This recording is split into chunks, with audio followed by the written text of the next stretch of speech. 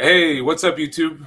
It's Logan the Metal and Beer Snob, and I'm joined today by longtime friend Eddie Van Halen, everybody, from his prime. In the flesh. In the flesh. He was here for here and decided to hang around to help me with something special here. We're going to be ranking and going through the first 9 Van Halen albums. So, been excited to do this up through for unlawful carnal knowledge. Yeah.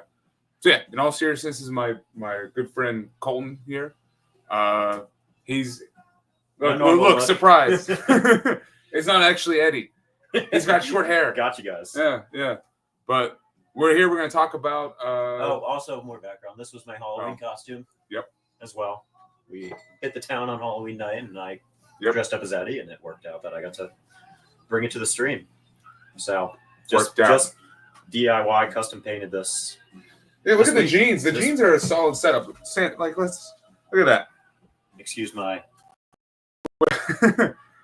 Your guitar's in the other room, right? It's a blow-up. And it's a blow-up guitar. Inflatable red guitar. We didn't get the stripes over it, but it was a hit on a. Oh, see, there we go. We finally got somebody. I knew James would pop in. Cheers, James. What was his comment? Yeah. I can't see it. What was his comment? He said, "Why were you late?"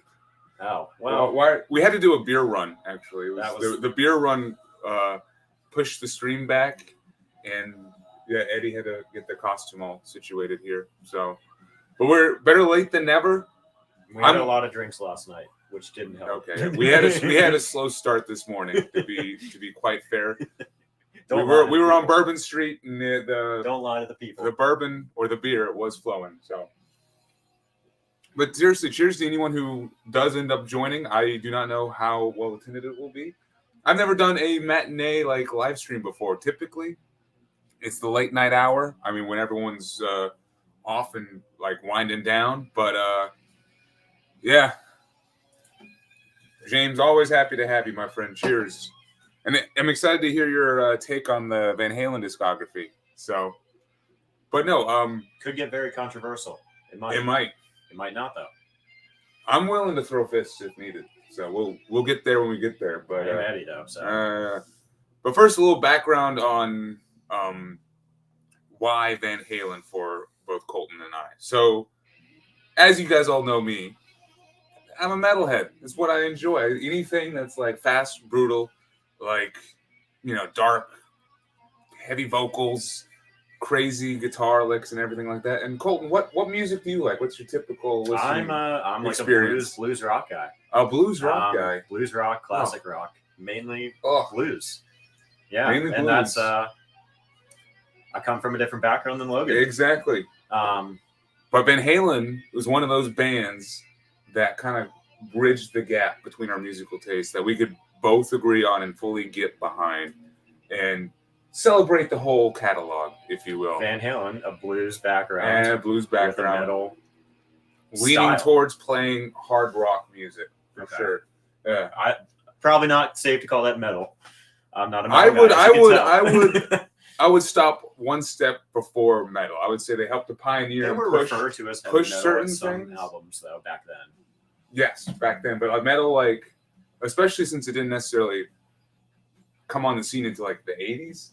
Like when these albums were coming out in like the late 70s, it was like, what do we call it? It's just that like loud heavy metal. But in the retrospect, when you got stuff like Iron Maiden, it doesn't quite fit that same, same vibe as like Iron Maiden. So, but Van Halen bridges the gap. We can always jam any Van Halen, and the best of both worlds. We're happy. You get the best of both worlds. Of our worlds.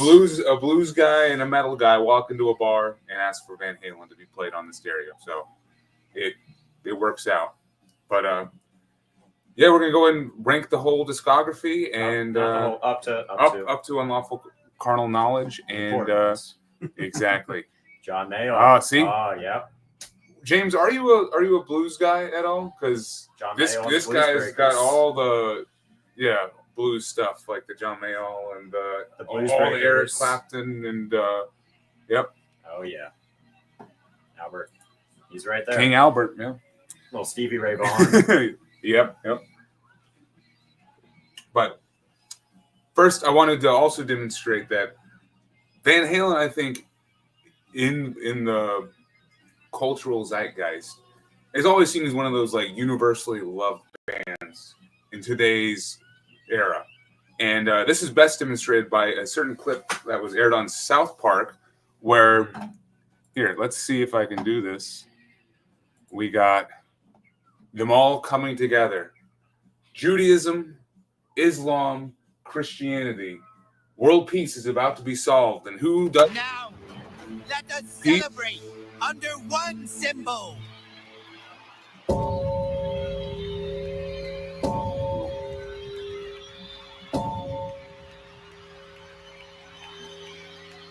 Van Halen.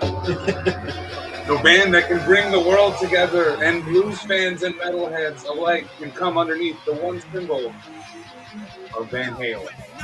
So I figured that would be a good way to open up the stream and kind of get things started. Because what did he say? BB King, I'm done. There's Albert King as well, who is. I thought you were trying to make a joke about Prince Albert the tuna. No, Albert King is it's a killer one too. But you're right, BB King. BB King. What was the collab with Eric Clapton? Riding with the King. Riding with the King. That's a good album. I got that somewhere back there. I think I got that one for you. Yeah, you did. Appreciate you. But yeah, I guess also a little bit about our relationship too. We obviously have different musical tastes with overlap, but we introduce each other to new music all the time. Yes. He's introducing me to a lot of metal. I introduce him to a lot of them on the blues side. Let's talk about that. How did you get into Van Halen, Colton? What was your like first exposure, and then you were pushed to actually? I mean, I've heard, obviously you hear like your songs like Jump and stuff at like sporting events, basketball games, whatever. They always play it to hype up the crowd because they're kick-ass songs. You can cuss, right? No. I'm monetized, dude. I make like $1 a year. Do not lose this stuff. No, you can cuss. I already did. I'll pay you $1. Okay.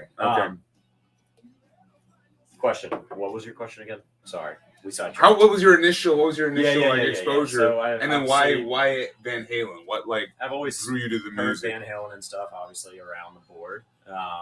Just with basketball games, football games, hockey, whatever. You always hear it. They always playing it.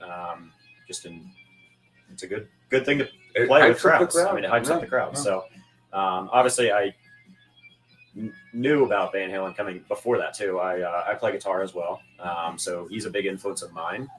But Logan is actually the one that got me to deep dive into it. It was me really picking up playing guitar more, with Logan giving me my 1984 record, the vinyl, as a gift. I think I bought you like a beer or something, and you gave me a vinyl or something. That sounds about right. This was a couple of years ago. We love that kind of bartering. And as a guitar player, I've obviously known Van Halen, but he's the reason that I like took it, and like we listen, we kind of appreciate the gifts we get each other. So it's like I took it and ran with it, started listening to it a lot, and then then it just the deep dive started. Yep. And what have you grown to appreciate about the whole like discography and their sound in general? Like what's been the main thing that's kept you coming back? And from the first album to Unlawful, Carnal Law, like what? I mean, just in general, yeah. I will say, I mean, Eddie, probably number one reason. Yes. I mean, as a guitar player, I can really appreciate it. His soloing, his rhythm, just all of his guitar work is just incredible. And it's not really anything that can be mimicked to this day. I mean, there's reasons that Van Halen is still Van Halen, and people don't just like say, "Oh, it's just another." I think another guitar player. As a band, they've aged really well. Yeah, because we'll never have another exactly of the way he played, everything. I mean, just and I started getting into a lot of the Wolfgang music as well because of Eddie, and huge Wolfgang fan as well. I've seen him a few times, and I've gotten Logan a Wolfgang record actually. I might have to pull it out later. And I'm sure we'll have some references of Wolfgang throughout this as well. But yeah, it's just, I mean, words can't even be put to it of my appreciation for the guy, of just what he's done to me as a guitar player, and just, I mean, it's brought us closer together too. It's the best of our worlds. So yeah, that best of both worlds. Right, that Wolfgang album was incredible. Yeah, that's actually the record I got Logan. Yeah. See the what are some of the songs on it? I can't think right now. We're very Van Halen. Yes, that's like all we've been listening to for the past couple days. I'm gonna pull it out later on. Something about like ending the world or something like that. I think is the one. I'll pull it out later on. Incredible album. Yeah. And Wolfgang is a super talented. For those who didn't know, too, with Wolfgang is he actually plays every single instrument on the first album. So everything he just like single tracked everything separately and put it all together. Mm-hmm. So it's just him playing on the first album. The second one he has a band, but yeah. So I'm babbling now. But, you're good. You're good. Yeah.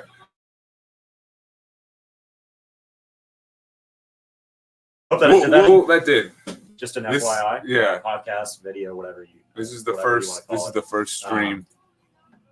Yeah, haven't done one of these before, so bear with me. I'm seeing how the quality is. All right. No, so the kind of my take on the question. Yeah. Why Van Halen?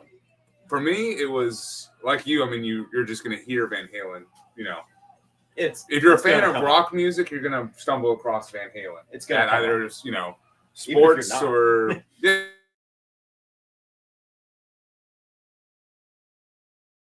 That's how big.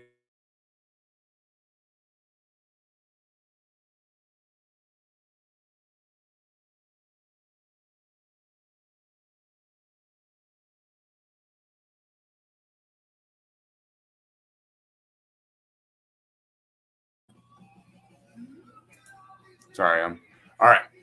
Hopefully we're okay.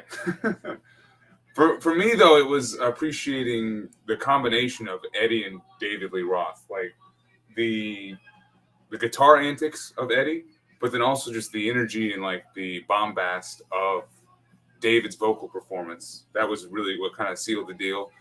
And honestly, a big part of why Van Halen like clicked was probably Alex Van Halen's drum performance. He just brings so much energy and like just intricate fills and stuff to their sound. Like one of the first like true songs that I got into was Hot for Teacher on Guitar Hero World Tour. Mm-hmm. It was the that was the one where you get to play the drums for the Guitar Hero and trying to figure out whatever the fuck Alex Van Halen is doing as like the opening section just boggles your mind. So appreciating getting like caught up in the individual players is probably why I clicked with it so much. Like Alex Van Halen, phenomenal drummer. Eddie, of course, like just Eruption was probably like one of the first like true guitar songs that like blew me away as far as appreciating guitar as a hard rock instrument. Like, yeah. And seeing him play live, like seeing footage of him back in like the 80s where he's like smoking a cigarette, puts the cigarette on the headstock and like keeps shredding, and it just gave me chills for sure. So I would say that was like the reason. And then I honestly kind of stopped after David left. Like I never paid attention to the Sammy era, and honestly, it was this guy right here who got me to like reapproach it. And I've really grown to like some of these Sammy Hagar albums we're going to be talking about, for almost like the opposite reasons of the David Lee Roth era, where the David era is a lot more like fast and punchy and like it's got like that punk energy to it.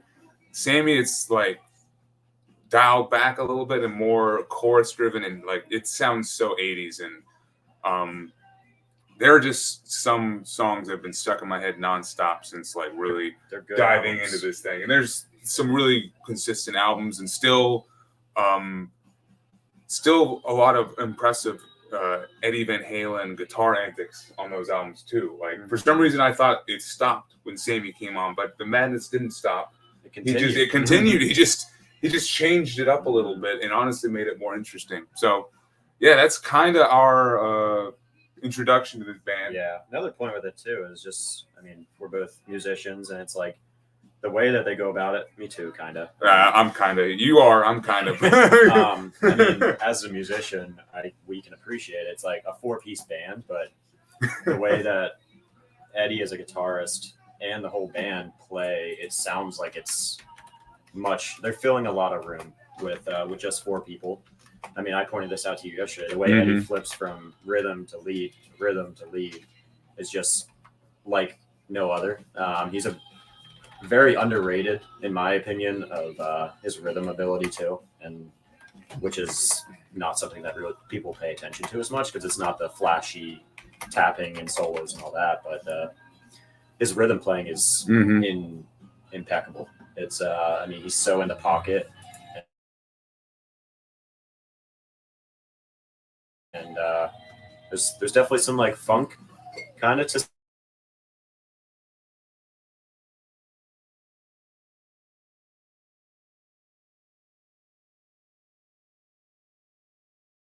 To have like a jam out like rock session with friends for just lifeblood for me. But being able to like air guitar and like sing along to just good classic rock songs can't be topped. So firing up the grill, throwing on some classic rock. Exactly. It's there's an inner dad in all of us that just wants to listen to 80s rock all the time, and Van Halen definitely scratches that itch. Yeah.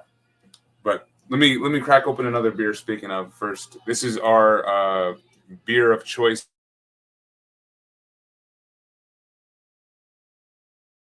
This stream. This is our.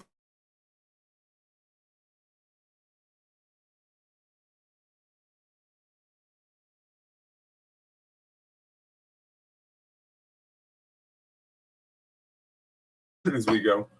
We'll get there when we get there. Uh-huh. I'm glad we could get a Sammy analogy because he's obviously the underrated in the general population of the Van Halen eras. So I'm glad we could put a pin to it more, just to show the appreciation for it. All right, and now to kind of like actually dive in. Let's also, see. guys, I will try to wear the wig as long as I can, but it's. Dude, you can take it off whenever. I'm gonna try. There's no requirement. It's getting in my eyes, though. Exactly. So I might throw on a hat and look like a farmer with overalls. So, but a hard rock farmer. I'll keep it on for a little. Yeah. Dude, all right. So let's finally dive into some Van Halen music and like some history, if you will. So I of course got Wikipedia pulled up, and I'm also going to be leaning on Colton a little bit here as my history guide. He just finished reading an audiobook about. I can't read. Don't give me credit. Yeah. For those of you that are also interested, not a plug because I'm not getting anything out of this, but the audiobook Unchained is on Spotify, and it's included if you have Spotify Premium.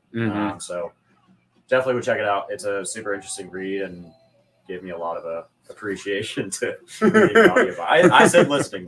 Logan said reading. I wanted to give you some extra credit there. I don't deserve it. But yeah, it's a really interesting book for sure, and it taught me a ton and stuff I didn't realize, and made me appreciate certain albums in a different way.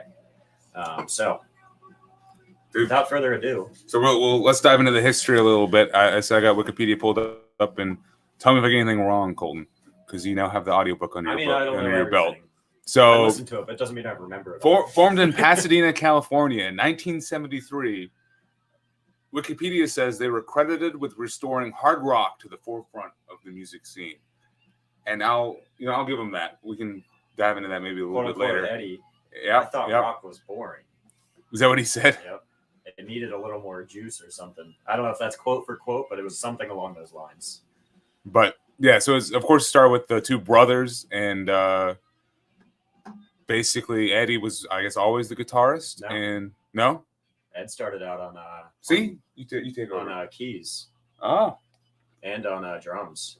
With Eddie on drums and Alex on guitar. Yeah. It says it right there. So, however, while Ed was delivering newspapers to pay off his drum set, Alex developed a passion and proficiency for the drums. Okay. And then Eddie just gave Alex the drum okay, set. you play drums and I'll play your guitar. And then I guess they had a couple iterations of other band names before settling on Van Halen. Yeah, they started with Genesis. Yep. Genesis, they went to a record shop and saw the record Genesis was already a thing, and Eddie was like, "Shit, we can't do that. If we're gonna make," he's like, they already knew that they were gonna be huge. They were like, we can't just have a band name that's already out there because we're gonna be. They're gonna be the biggest thing, yeah. So they're like, we can't do that, and then they went to Mammoth. Yeah. Hence Mammoth WBH. That's where that name came from. But they were at Mammoth as well after that. Same reason. They found Mammoth a record and we're like, shoot, we can't do that. Let's just go with Van Halen. No one's going to take that. So yep. They already beat him to the punch. So, and then that's in 1973 is when they switched from Mammoth to Van Halen, thus starting the band.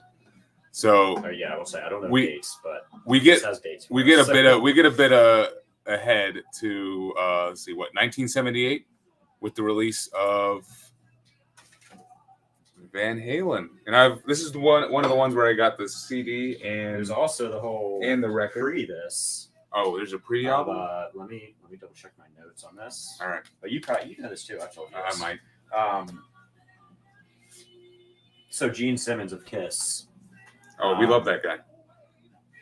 Nah. Whether you like him or not. Nah.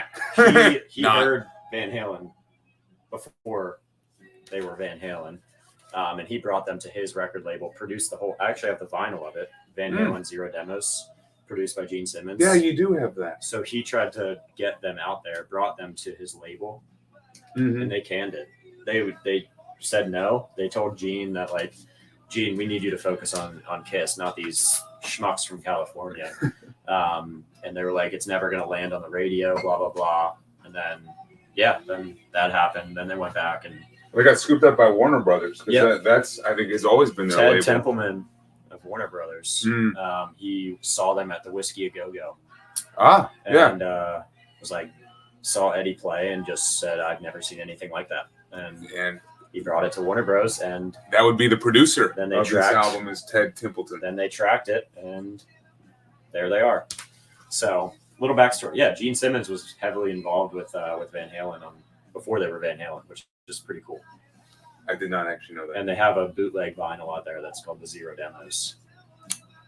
Pick it up if you can. Does it have stuff? It has a lot featured, of it ends up on this like early on it, but okay. The songs are all like different. There's different lyrics. There's some actually House in Pain. It's a different title. So they there's a little bit of changes from what it came to be on the studio records, but there's stuff from different Van Halen albums too. They tracked like 30 songs, I think. That's crazy. For Van Halen 1.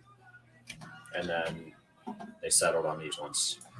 So it's like one of those where you can tell it was not an immediate success story for these guys. Because I mean, like they started in 1972, got denied multiple times, and finally didn't get to release their debut until 1978. So we got 6 years of them struggling to kind of make it find a label that would. They were living in the local. They were big in California, but they wanted more. Probably just local touring. Back then, it's like media wasn't. You couldn't just do stuff over media. Like it was all like you got to get on the record label to get out. And you got to get on the radio, and you got to get because if on like the tours that put you out there. Picture you're in the 70s and there's this Van Halen guys in Pasadena, California, doing all these local shows. Like, how are people in Pennsylvania ever going to know about it?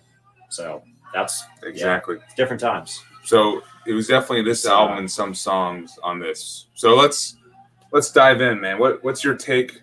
And as we run through it, we're gonna do our rankings. So we're gonna each attach a number as we go. Are we doing like so? We're gonna say the number and then first. Yeah. Okay. Yeah. And then we'll recap again at the end. But I kind of like doing we're going through, say what the number is. So we'll start the number, then we'll also. This is in the background right now too, so hopefully you guys can hear that. But we wanted to have some Van Halen playing. All right, it's a jam session. It's a jam session, dude. We keep it live. Me and Logan live very far away from each other, so we try to do the jam sessions as much as we can. Exactly. So we're gonna do it during the stream. So you're all subjected to it. So all right, what you got? What do I have? Yep. All right. What you think? I can tell people aren't gonna like me for this. Oh, you dick! I'm not gonna like you for this. I know it's gonna be controversial. This is number 2 for me. Oh, number 2's fine. A lot of people will. Number two's fine. A lot of people will get mad at that. I won't. I'm actually not. This is what here. This is my number one. I'll just go and throw it out there. This is my number one. So honestly, I'll be the average Van Halen fan. You can have. I'm going to tell you, like, you can have the surprise later on about what number one, number two. Like, it depends what mood I'm in.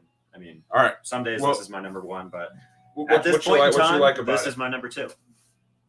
I mean, a lot of stuff we already kind of echoed with it. It's the birth of Van Halen. From a obviously label perspective, but yeah, this is really what got him on the board. I mean, Eruption. Yep. Eruption. That's all you need to say. One.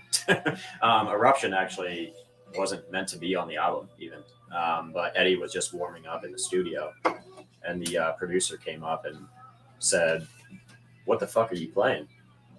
And dude, one is one, except for you. It's two. It's two. One is two. Yeah, it's I mean, Eruption. Well, Eddie was just fucking around on the guitar, and the guy's like, "That's amazing. We're putting that on the album."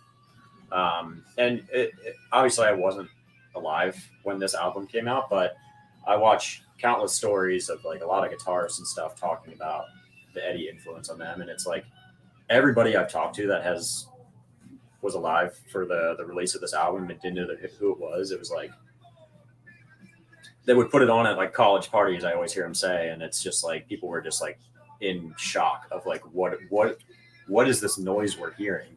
How is this guy doing this? It's a noisy. Because there's no video, no YouTube back then. You can't like go watch Eddie play on YouTube back then. I mean, it's like, so it just kind of, from what I understand, it just kind of shocked the world because no one was really tapping like he was. He didn't invent tapping. He reinvented tapping and did it in his own way. Probably brought it into like the hard rock. The way he does it that's kind of where he pioneered it. Mm-hmm. And this album, I think, just kind of set the ground for that. And I mean, yeah, it's got I mean, yeah. Do you want the track listing? Yeah. I mean, well, what do you have? Do you have anything? I mean, this is my number one. This is my favorite album right here. It's just because it not only does it have like the hits that I could listen to over and over and over again, but it has the deep cuts as well. Like literally every single song on this album is great in my opinion. I mean, you open up with "Running with the Devil," that iconic bass line, you know, talking about love and too, and just ain't talking about love, man. That's I will never tire of that song. That is one of those tracks where it has been overplayed to death. But I can listen to it I can listen to it again another 500 times. You can't. And you can overplay some of the other Van Halen songs, which I'll talk about later on. But Ain't Talking About Love, you cannot overplay. And the guitar wizardry and the guitar solo on that song. And the effects with it. And the effects. How much guitar people are going to watch this, but the phaser. It's like the phaser really helps build the atmosphere. Which I don't know if anyone knows. It's like a modulation pedal. Kind of affects the tone, and that's where you get like the spacey sound of in the intro, and it's super interesting from a guitar nerd side. Dude, but yeah, it's just keep going. You were talking. Oh yeah. I mean, and like the deep cuts on this thing, like Little Dreamer and Atomic Punk. Those are some of their best songs too, bar none. And you really got me. I mean, we're playing Ice Cream Man right now. I even love this song. You really got me. Yeah. Like insane cover. I'm not a huge cover fan. They do some good covers. Some the way they did it, and You Really Got Me is one of them. So this has been the album I've been most familiar with and have returned the most. And this always would have been my number one, and that's why it is my number one. And they also, when they recorded it, they played it as a band in the studio, not tracking each instrument. They wanted it to sound like a live album, and they really hit that. It does. Without it being live. The energy on this thing is crazy. Like they just put a mic in the room and just played. They didn't mic up each instrument and track it separately. Like, they wanted it to sound Atomic Punk and closing song, I'm on Fire or On Fire. The energy in those songs is just like bombast. Like as I said, very punk oriented, and I think maybe Alex Van Halen had a lot to do with that, but just how fast the drums are being played and David too. The intensity. Yeah. And his vocal performance on this is pretty phenomenal. Of course, he has a unique voice. Is he a great, amazing singer? Maybe not. They actually but he's a unique singer, and I think that is what helps Van Halen stand out in the way that they have. Because like when he really wants to shout and put his voice out there, he kind of like redlines it basically, and on tracks like On Fire and Atomic Punk, and they actually almost kicked David out before when they were recording this album. The guys didn't like him at Warner Bros. And they actually, funny enough, they actually talked about we should get like Sammy Hagar. So yeah, he was like, we got to get this David guy out. This guy can't fucking sing. And they, and then they kept him, obviously, and it worked. But sorry, I'm just checking. Okay, our stream is back. With the screens. No, it's I can see it lagging, and I'm like just making sure we're not like frozen, which we kind of were, but it's all good. And the theme of this album,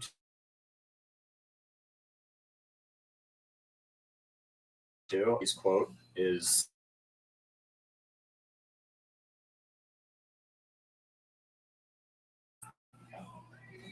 what's going on? Are we good? Yeah, let me try to close out some stuff. Logan's got a computer. My computer. I do. I have a very old. Out, probably. That's when this computer was made. I'm exiting out some tabs. It's that virus. It probably is. All right, but so there. Number 1, number 2, and from there we're going to. On this album here. Okay. Yeah, I think I got into all of it. Sweet. Yeah, actually, yeah, and I think on Roth again, they said they had to work hard with this guy to get what they wanted. They couldn't, because he's just not a great singer. Like, he's good.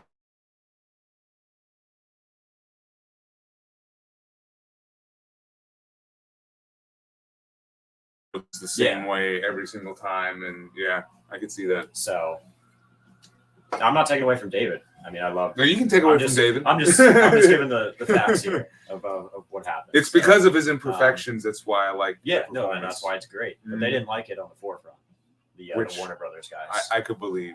From a commercial perspective, and it makes sense. That's why I like it. That's what James is saying. That's rock and roll, DIY. Just fucking. It's not perfect. It's not meant to be perfect, and that's partially why I do like Van Halen 1 so much. It's not perfect. Not meant to be. It doesn't have like the perfect production and the perfect, singer, but it's still beneficial. This is the Cat's favorite album too, I think. So, all right. So from 1978, we go to 1979 and Van Halen 2. So second album.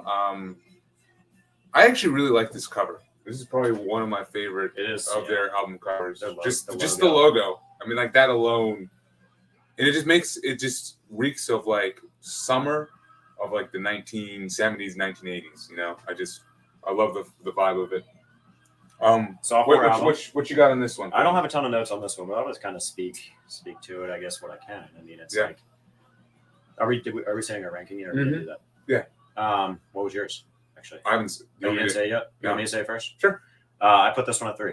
At 3. Yeah. I think it's, as a guitar player, I think this is Eddie's best sounding guitar out of all the albums. I think his tone is just insane on this album, and it sounds so crunchy. It's everything that Van Halen 1 has from a guitar side, but I think it just has more behind it. Mm-hmm. And I think it just sounds really well. And they had a lot of pressure on them making this album too, because it's like they didn't want to be a one-hit wonder album-wise. They had their kick-ass first album and sophomore album. They didn't want to blow it. So a lot of the tracks on this album were actually from the original songs that they tracked for Van Halen 1. And then they just kind of brought some of them back to 2.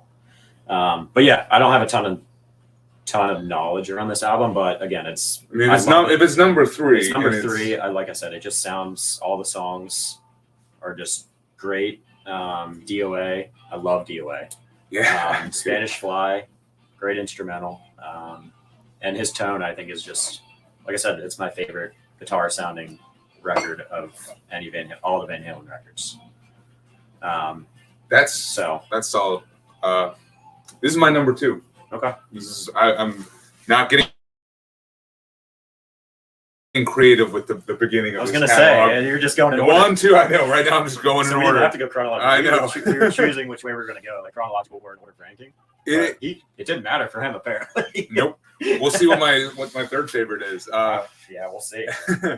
But no, this one actually, I didn't think I was going to like it as much as I did, because I've been familiar with this one for a bit, but I always thought that this was when they tried to go poppy, like that they were trying to write more of those the software hits, album Stress. Yeah, and they didn't want to blow it. They're like, let's record a more commercial leaning, like.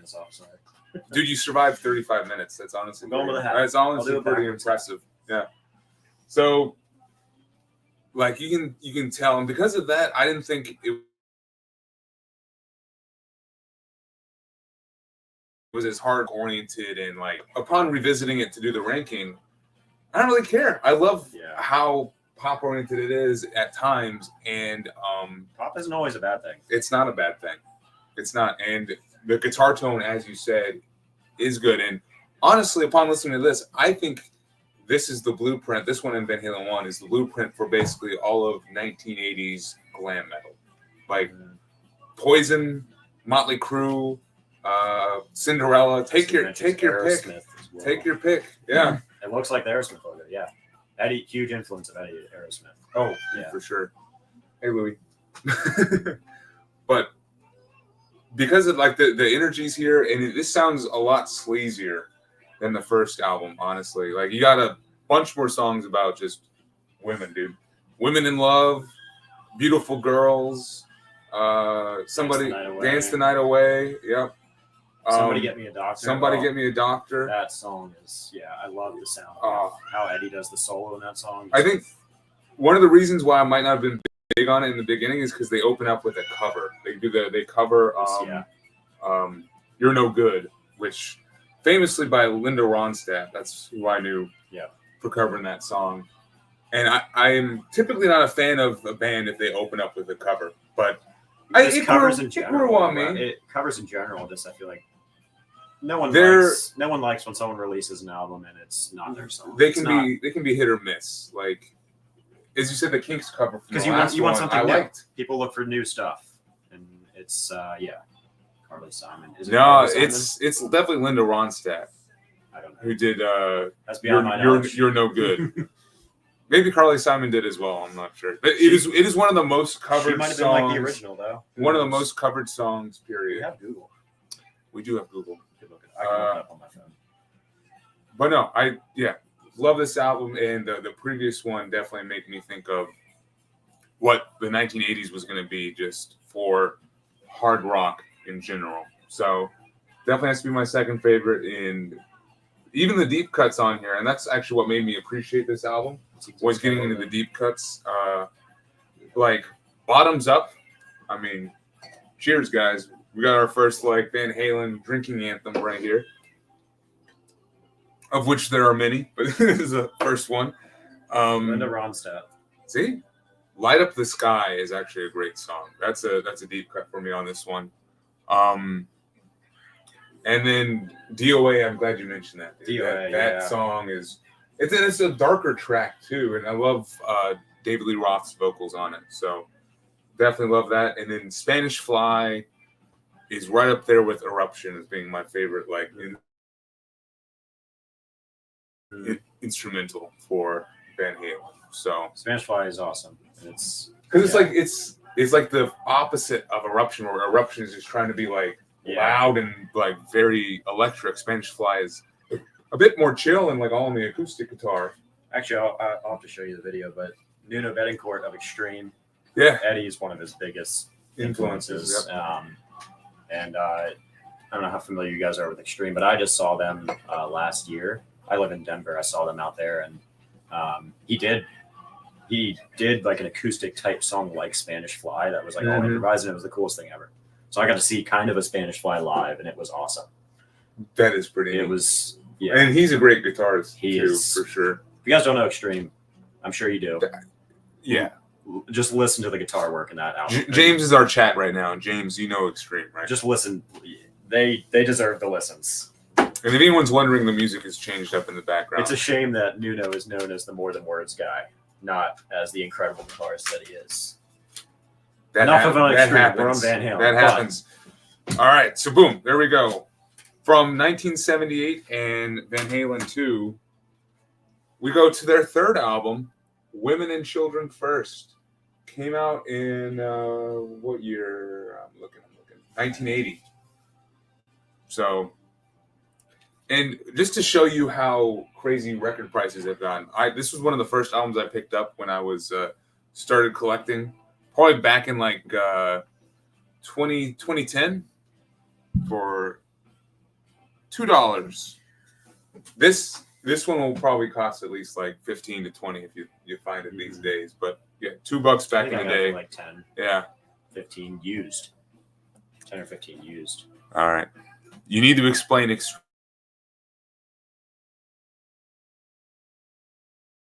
words.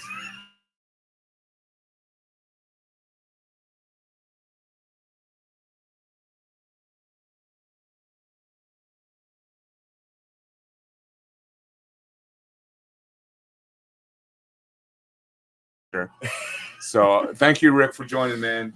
And real quick shout out, Rick's got a stream going on later tonight on his channel for Day of the Dead. So join in I probably at like 9 o'clock or something for that. We'll pop in. Rick, I wasn't sure what we'd be doing later, but if we can pop in,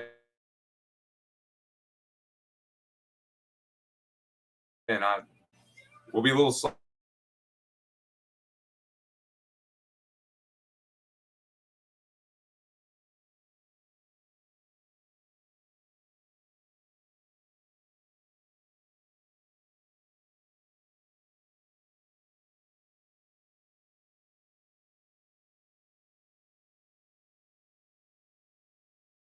Album, personally. I put it at number 7. I like a lot of the songs on here. This was on this album. This is their most, I will say, definitely their most versatile album. And they were probably testing a lot of the waters with that. But Cradle Will Rock, I love the opening riff. Oh yeah, Cradle Will Rock is great. It was hard for me to put it that low, but that's the problem when you're running a fool's errand and trying to rank Van Halen albums. You gotta have some at the lower end. But like Take Your Whiskey Home, great song. Not your heavy, good advice song, too. But it's a great good advice too. But it's a great song as well. But there's just some on here that I just couldn't get into. I don't know. That's saying it what it is. This album was actually, when I was talking about how they called Van Halen heavy metal back then, they were saying this was a heavy metal album when it came out. I can see that because this is oddly when it's not structured in the same way the previous two albums were. It's a bit more like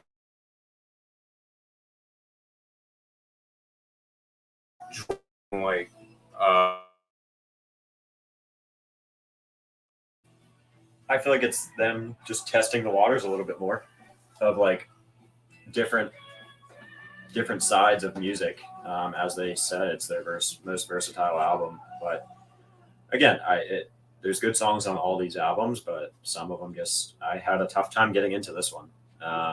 Just at front to back, I'll say that. It just leaves me wanting to go back to the earlier albums, the ones that are ranked higher. Even put this as their number 1 of Van Halen. I see it a lot. Yeah, me too. Which again, it's all subjective. That's the best part. The best of both worlds. The best of both worlds. That was my version of Rick. You're not the only one. Rick, that was my one with puns. I'm trying here. No, I'm actually in agreement with you, and this has been one of the earlier albums that I got. As I said, like, this was back when I first started collecting, and the lead-in 2 songs are phenomenal, and the Cradle Will Rock and Everybody Wants Some, just like iconic Van Halen songs for sure. Great, punchy, they sound right great. Off the bat. They're interesting and like a bit grimier too, but the album kind of loses me after that. And this ends up being my Tora eighth. Tora. This is my Tora, not my favorite. I mean, no, yeah, Tora is a weird one actually. It's like some things on it I just couldn't compartmentalize with it. Yeah, and we're kind of getting into a new decade, so that's also part of it. Eddie started dating Valerie Bertinelli during this album. So what if that's something to do with it? I didn't know that. Good for Eddie, I guess. That could be something to do with women.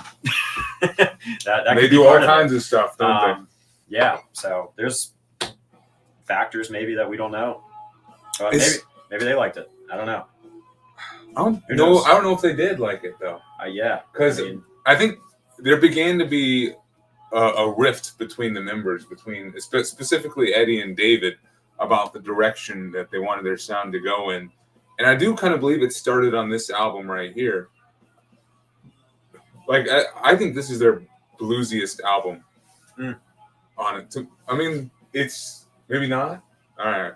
I don't think so. It's just a weird listen. Take Your Whiskey Home, I think, has some good blues aspects to it, but this one doesn't really. Yeah. Again, that's your opinion. My opinion, I don't think it's much. Well, for me, like the tracks where it gets a bit bluesier. Actually, explain your blues analogy to that. Because it's not like they're not hard rock and like punk oriented. Like with the drums and stuff, they're not coming in. They're not as driving. Okay. The riffs aren't as front facing. It's a bit more like dialed back and reserved. I think our definition, our analogies are like differing because I look at it as like the licks that Eddie's playing. Yeah. Like the blues influence more than like the entire, like the drums, the band, everything. Just the sound of it, like the even like the tempo of the songs is a bit slower on this one compared to the previous two. And I kind of missed that like energetic, like punk vibe of the first 2 albums. Yeah. This one doesn't necessarily have the line "women and children first" on that one. Never a fan when people drop the album title and songs. Oh man, I don't know. You don't like the title tracks? If Van Halen are not a title track band. No, they literally have never done that. It's just like a shameless plug when you say it's like, I guess. When does Led Zeppelin ever say Led Zeppelin in a song? Yeah. See, it's I don't know. It's kind of corny to me. I'm a Black Sabbath fan, and they have Black Sabbath by Black Sabbath on the album Black Sabbath. Boom. That's fun. I mean, some people make it work. They make it work. Typically, I'm not a fan of when they do that. On here, I will say that in A Simple Rhyme, the closing song, it's got some good riffs in there, and actually, it's so weird. They closed this track on the album with just the best riff on the album, but it's only like 10 seconds. Yeah. Do you remember that? Like it's like it just switches. 5150, he's right. That's the title track. Oh, okay, yeah. And I guess 1984 is the title track for 1984, and it's just the opening. So I don't know. This is my number 8 for sure out of the 9. I was jealous of Randy Rhoads' flashiness. They toured with Black Sabbath on their first tour with 1984, actually. Or no, it wasn't 1984. I forget actually which tour it was, but they toured with Black Sabbath, and Black Sabbath was actually getting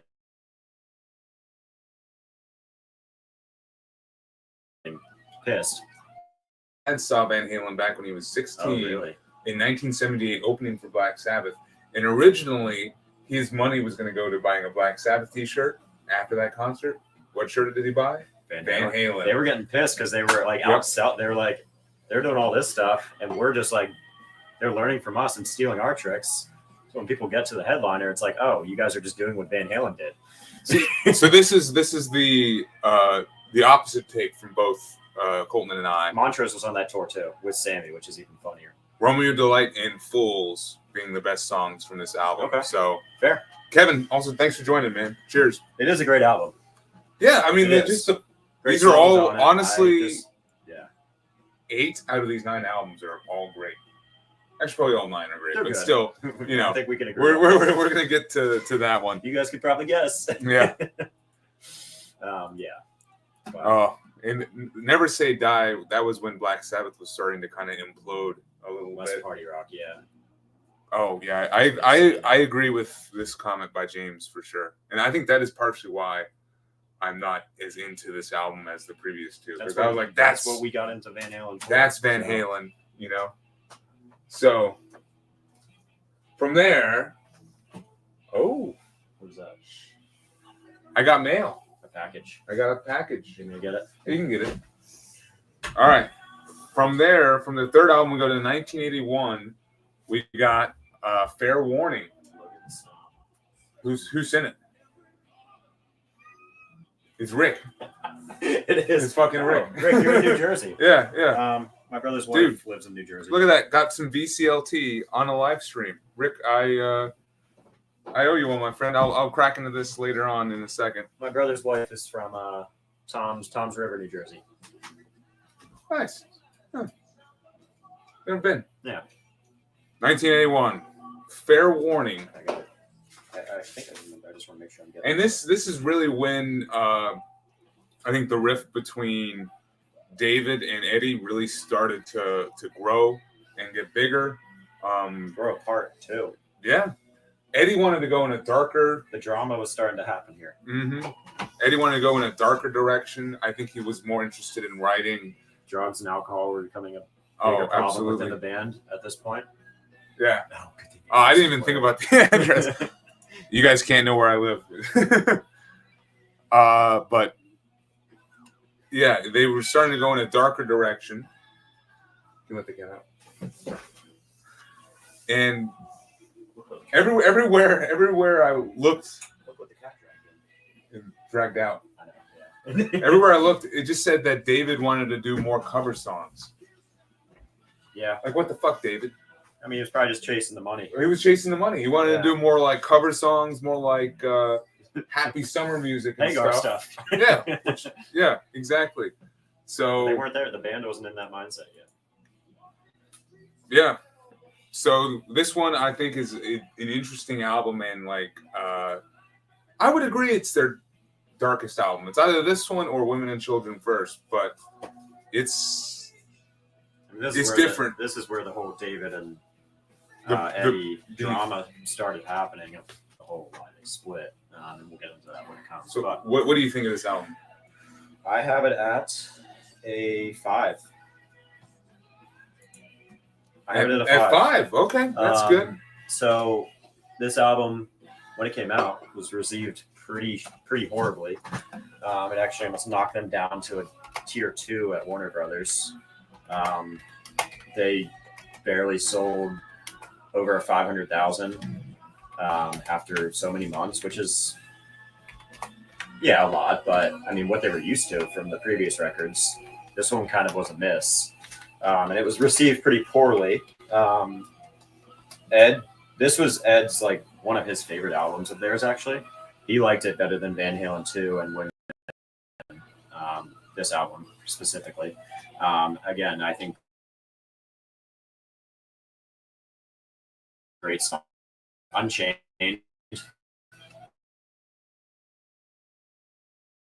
Insane. I just think it's great album. I think it's right in the middle pack for me, right at 5. I guess technically not fit in the middle, but close enough to the middle.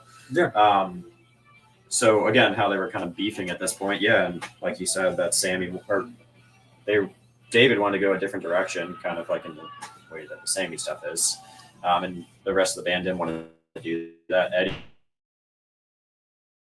anyone else he would go into the studio overnight and re-record all the solos because he didn't like how they wanted him to do it originally, or how they were recorded before. So he would erase them, re-record them. Was this the beginning of them almost recording separately, like people not even being in the studio at the same time? Yeah. And the Eddie just was like, they just didn't give a shit, and he's like, they didn't give a shit. The amount that they didn't give a shit was when sorry, Logan's just changing screens. It's making me word vomit here. But he's like, they didn't even realize that I changed the solos. That's how much they didn't care. Because he would go in and change everything, and they didn't even notice, which is funny. but it shows that's the band was kind of falling apart a little bit at this point. With David, they were kind of getting fed up with them. So that's kind of when all this started. Again, a lot of drugs and stuff were very prevalent in there at this time. And I mean, yeah, that can cause problems, as we all know. So to the extent that these guys were doing it, it can cause problems. So yeah, I think it's a great album. I didn't talk about much of the songs in here, but again, yeah, Unchained, Mean Street. I will go back to those intros daily. Sinner's Swing, great song. Yeah, I think they're all good songs, all solid songs. A few songs I didn't really connect with, but not as much as Women. There are some songs. Yeah. Dirty Movies, another great song. I mean, it's I love Dirty a lot of Movies. good songs on this one. I think it's a solid one, but doesn't come close to the other ones above. In my not close, but it wasn't even a competition for me. But I know a lot of people also rank this as the number one Van Halen album. Because I was watching some YouTube videos of people doing this, because a lot of people actually do this topic. They're a big band. A lot of people were showing Fair Warning up at the top. So good album. Yeah, that's my take on it. Yeah, for me, this is my number 3. So I like the darker feel of it. I like what Eddie is doing as far as his guitar. I think the band does sound maybe a little disconnected. Like it's definitely maybe more of the Eddie Van Halen show than anything on this. But it's not a bad guy. No, it's not. It's definitely not a bad thing. I will say Mean Street is a great opening track. I love the guitar like magic that he kind of does in the opening of Mean Street. And then Unchained, what a fast driving song. But yeah, Unchained and Mean Street like really do help to carry this album. As far as like deeper cuts on here, I do like most of the tracks. Like Push Comes to Shove is great. Great song. Sinner's Swing is also another great one. And then honestly, I actually kind of like how they close this album. They close it with Sunday Afternoon in the Park into One Foot Out of the Door. It's interesting. It's an interesting choice. You don't expect it. But unlike the interesting from Women and Children First, which I'm like still not sold on, I actually end up enjoying that as the closer. And Sunday Afternoon in the Park and One Foot Out the Door, very much a chance for Michael Anthony, I think, on bass to show off his stuff and to have a track that's like more bass driven. And I appreciate that. And then I'm glad you mentioned Dirty Movies. That's just a fun Van Halen song. Like there is some lightheartedness on here, and that is Dirty Movies. But I think this is definitely probably the most cynical Van Halen album. Like Hear About It Later. That's another great song with just a bit more of a cynical chorus. It sounds like a relationship that's kind of falling apart, and you're just gonna like, you're tired of it. Is what it sounds like. Mean Street too. We already talked about it, but like I just want to point it out again. That's like, the darkest sounding. But the way he does like the whole like at the beginning and then straight into the riff, it just comes in so hot. And honestly, I have forgotten to mention it. Pierces your ear. Yeah. So well. I forgot to mention it, but one of the weapons of Van Halen is just the group vocals, their ability to all come together and harmonize together. And they do it great on this album, especially with On Mean Street and Hear About It Later. I know they got a section on there. So, yeah, this is easily number 3 for sure. So, there we go. And that was in 1981. And I think okay, so from there, I actually don't own this album. This is the only one that I do not own.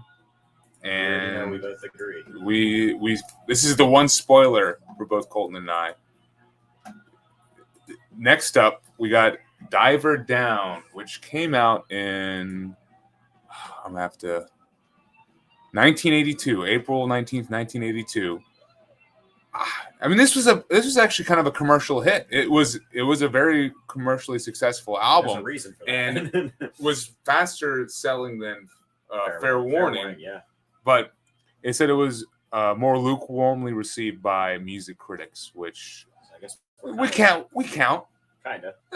Yeah, hobbyist. Yeah. We don't get paid. We're a hobbyist critic. So I'm actually gonna use a pee break. You got it as far as like 1 minute of I don't your. have much to talk about this album, but It'll be a really quick pee break. Yeah, I'm gonna run. Yeah, I threw this one at the bottom for mine. Number 9. Number 9. Just again, great playing, great stuff, but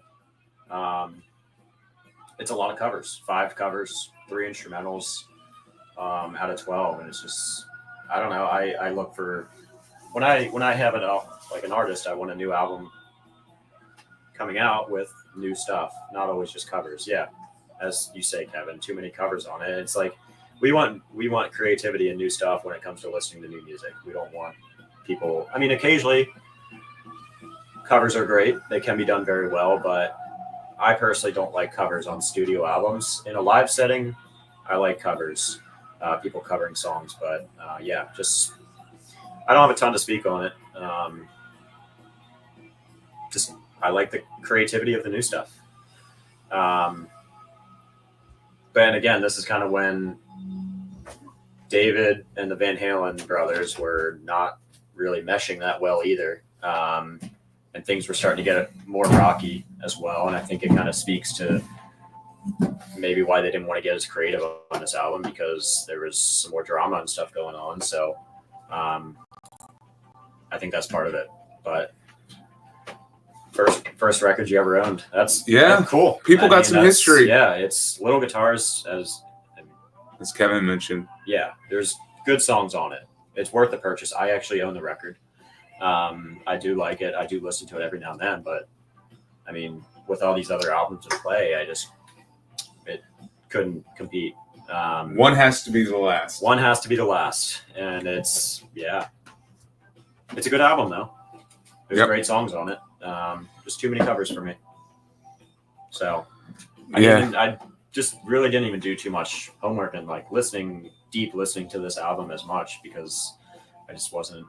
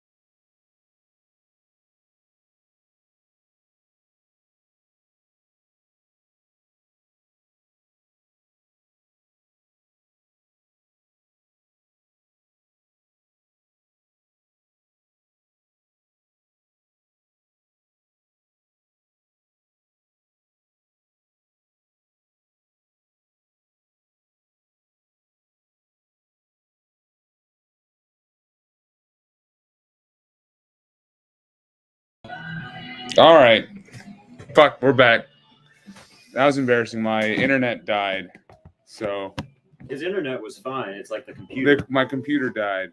The computer's not connecting to the Wi-Fi for some reason because we're still on our phones and it's working. So we're back. What did we miss? We got a different camera. There we go. And there's still 8 people tuning in. How long were we dead for?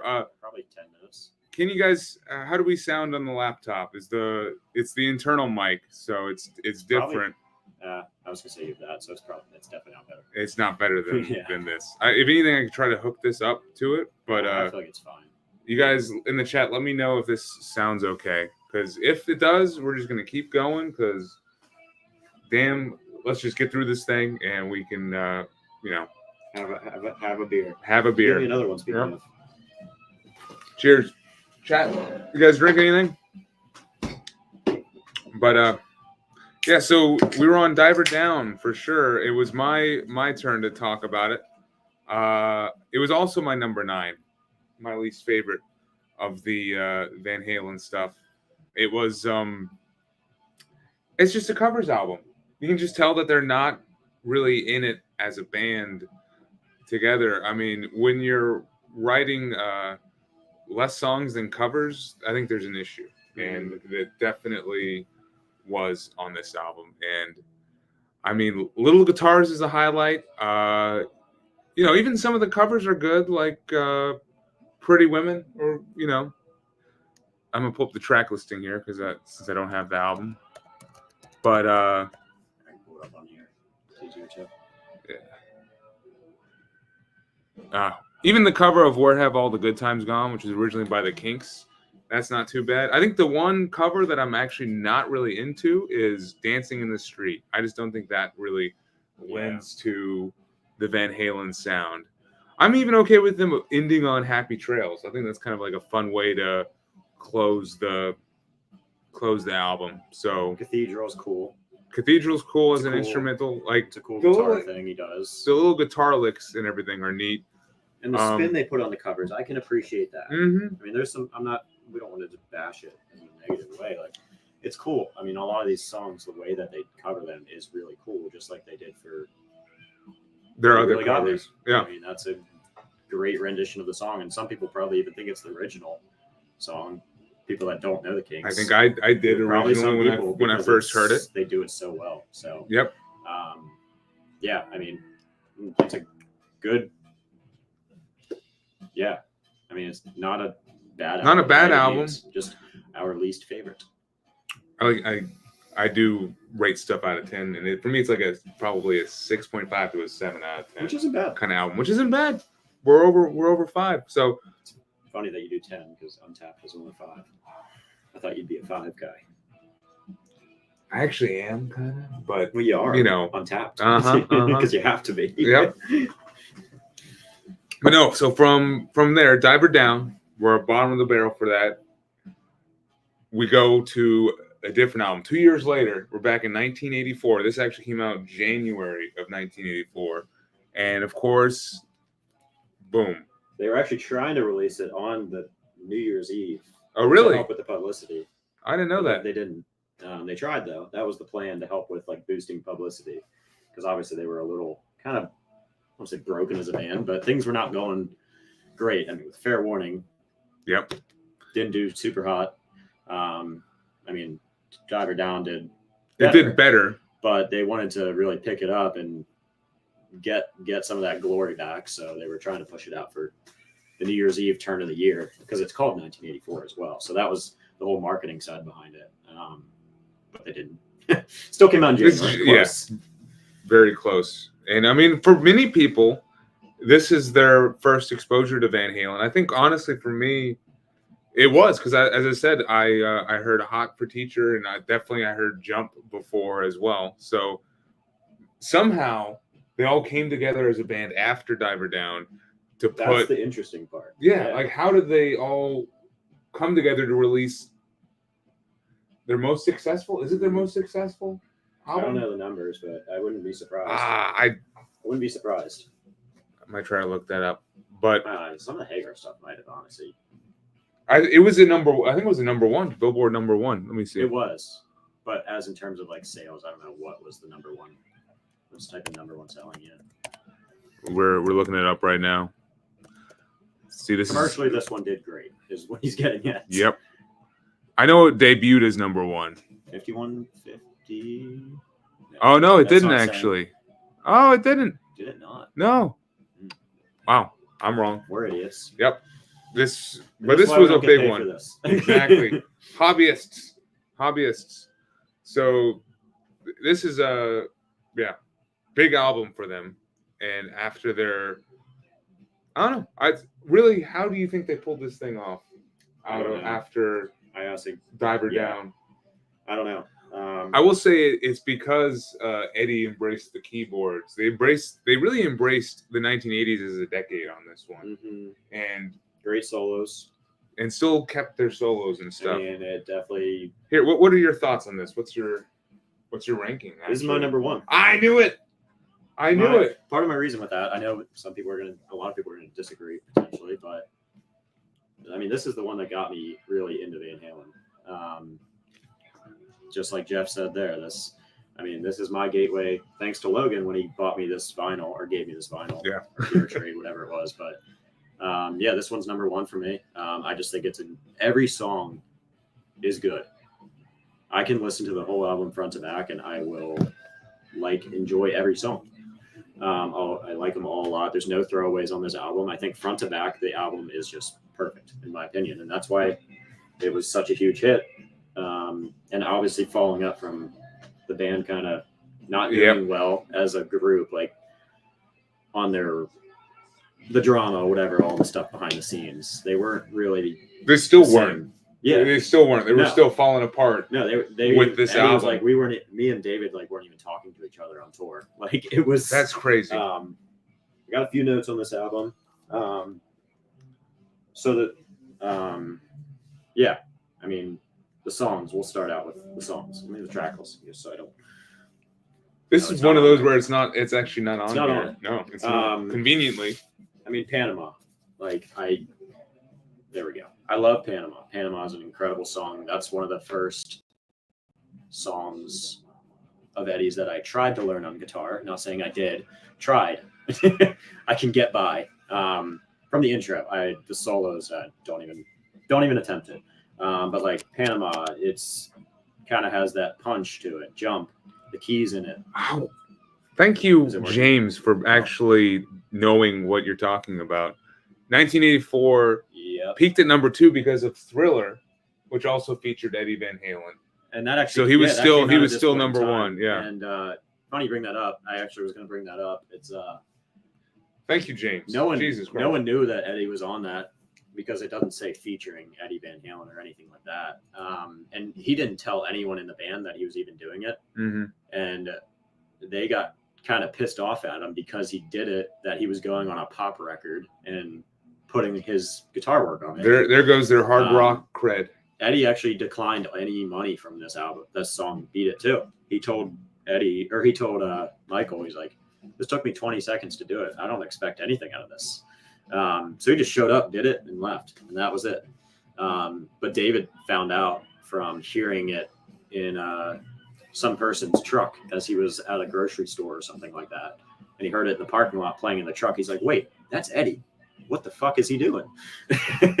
So super funny you brought that up. Yeah. I appreciate that because I'll say that's probably my favorite Eddie solo is Beat It.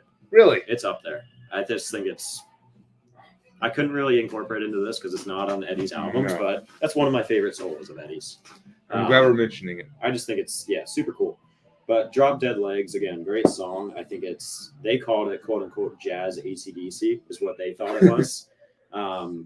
And Eddie thought it was one of his most outrageous solos he's done. And I mean, he knows his own music. He knows he can appreciate his stuff probably the best out of anyone because it's him, of course. But I think it brings all of everything they're good at into one album is kind of my point of view with it. Mm-hmm. I mean, every song is good. I don't think there's number a bad one song on it. So and I think it speaks to it of it got me really into Van Halen. So that's definitely weighs on why I ranked it so high, because without me listening to Panama, who knows if I would have been. I mean, look at me. So Panama was really your first song that you were like, I like that. I like the sound. I like the vibe. Yeah. And the whole album is just like, this album got me into Van Halen. Just because it's so cool, and like you got it for me, and I wouldn't have probably listened. I probably came across it, but I wouldn't have listened to it as much, and that's part of why I ranked it so high, because I have a huge appreciation for it. I think it's cool how it's named just 1984 after the year that they released it. So I thought that was pretty cool. I felt like that was a power move. Yeah, they were trying to, like 1984. They were trying to do it and on then New Year's Eve. I mean, this is.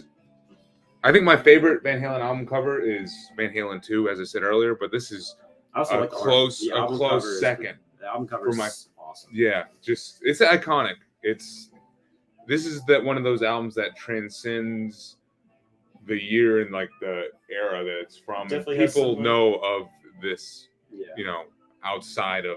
It definitely has like some pop influence on it, but again, it's because it's such a good album. I mean, pop is called popular. Pop is short for popular, so yeah.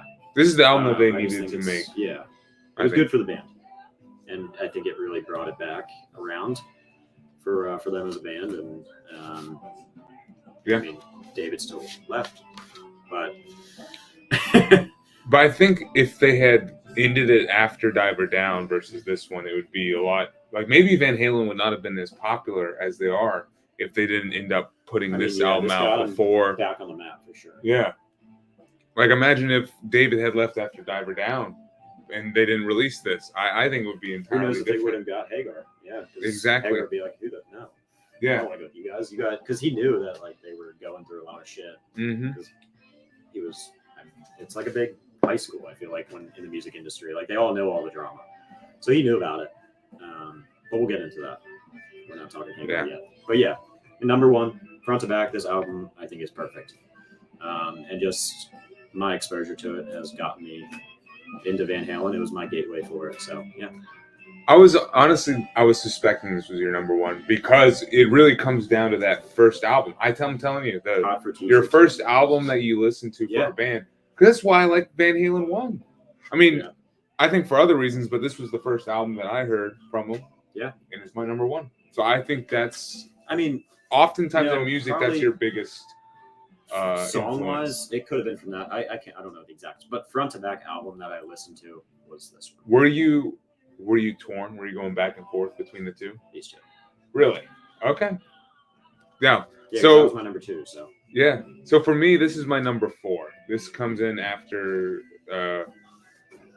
Fair Warning being number 3 and this number 4. And it's because of there's those albums out there where the songs are so overplayed, you sing them in your sleep, and you kind of get a little tired of it. Like Back in Black is one of those albums for me. Metallica's Master of Puppets is kind of one of those albums for me. And Van Halen 1984. I just know all, and I'm not. This is like a nitpick. This is not like an actual reason to rank it. But I'm explaining why it's 4 versus something 1, 2, 3. Exactly. It's because I don't know if I necessarily need to hear Jump or Panama again.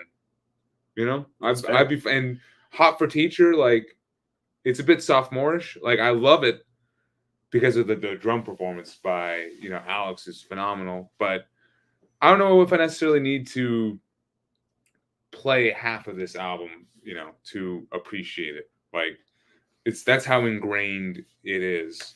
Like other deeper cuts though that make this album work for me, definitely Top Jimmy. I like Top Jimmy. That's a bit of the bluesier stuff coming through. They called it space blues, is what Eddie called it. Yeah, and I like it, and I like how it fits in the album and feels a bit crazy of a break from like the 1980s, like keyboards and stuff.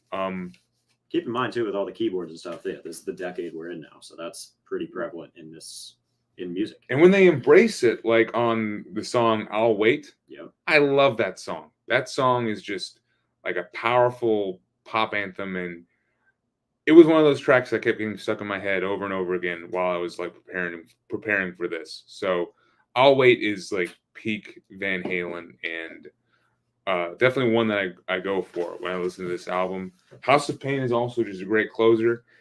And this is back in the prime Van Halen era where all their albums are like 30 minutes. And I just love how simple and easy and fun it is to listen to. And House of Pain was recorded originally for Van Halen 1. Yeah. That was one of those. And you can kind of tell like that it is from a different era. And I think that was on the kind of why I like it. That was on the Gene Simmons Van Halen 1. So actually. Yeah. I do like this album both for it being a product of the 80s and for, you know, the keyboard element. Like, I think it's cool that Eddie did bring the keys as prominent as they end up being on this album. And also I like that there's still some of the, you know, more party rockin' like Van Halen 1 and 2 influence on here. So yeah, number 4 for me. Happy to talk about it. And then let's see. We got Ryan popped in. This dude actually messaged me on Instagram saying he was excited to hear us talk about the Sammy era. So you came in just in time, Ryan. We are now from 1984. We're going to 5150, which came out in 1986. The Hagar. The Hagar. And I got to put on some more music, by the way. Put on 5150. Are you putting? I'm putting this on. Okay. Yeah. Because it's easier. It's easier for CD. Oh yeah, it's gonna be a Sammy. Yeah. So, yeah, 5150. So this is, of course, the biggest change for the band. David's gone. I don't know. Was it like more of a mutual thing, or because they both say something different, right? Like Eddie says they fired. Yeah. Eddie says that they fired David. Definitely mutual. And David is like, I left. I quit. He left because he wanted to go be an actor. What? Movies. Yeah. I didn't know that. Yeah, he wanted to be a movie star. And it didn't really obviously work, but and he was doing solo stuff too. He was already recording stuff on the side, and he kept telling the band, like, this isn't the end. Like, I'm just doing this just to explore myself. Good for him. Started doing it, and yeah, obviously they weren't doing well as a band. Like, what's the word I'm looking for? Getting along with each other. I don't know what the word is, but getting along with each other that well anymore. They were definitely wanting to go their separate ways. Like David wanting to be a movie star, and Eddie and Alex kept saying, we're fed up of dealing with this guy. Like, we're tired of, he was kind of the big boss in the room, as they always described, and they were, I don't say scared, because they weren't like scared of him, but he was hard to work with. Yeah, he was hard to work with, and had the lead mentality that they didn't like, and yeah, I don't know. I don't know the full. No one really knows why the true story. But yeah, they just went separate ways, and they didn't know what they were going to do. They didn't have anyone lined up. Obviously, they're a stadium band, so they had to find the right person. They can't just find some schmuck on the street. They got to find someone that's already there. Eddie actually went to like a repair shop for like all the exotic car dealer guys and all the famous people. They had the same Ferrari. Mechanic. So he's like, whose Ferrari is that? Yeah. And he's like, oh, that's Hagar's. And he's like, the mechanic's like, Hagar would sound great with you guys, or something like that. And Eddie called him up, and it's kind of funny. Speaking of, actually, Eddie's Lamborghini in Panama, that's Eddie's Lamborghini that you hear the car. Yeah. In the actual track? That's Eddie's Lamborghini that he's like revving. So I think that's cool too. I'm a car guy too, so they're car people for sure. I'm not a car guy, but they're definitely car people. I don't know I forget the Lamborghini what it was, but it was like a older Lamborghini, 60s, whatever, 70s. But that's what that was. So Eddie was bringing his Lamborghini to the repairman and saw this Ferrari. He's like, oh, I like that Ferrari. And he said, oh, that's Sammy's. So that's how they connected, which is funny. I gotta get to my ranking, right? Yeah, where does 5150 stack in for you? I put it at 6. Oh, okay. I like this album a lot. This is the first Hagar album I probably got into. Great songs on it. Mm-hmm.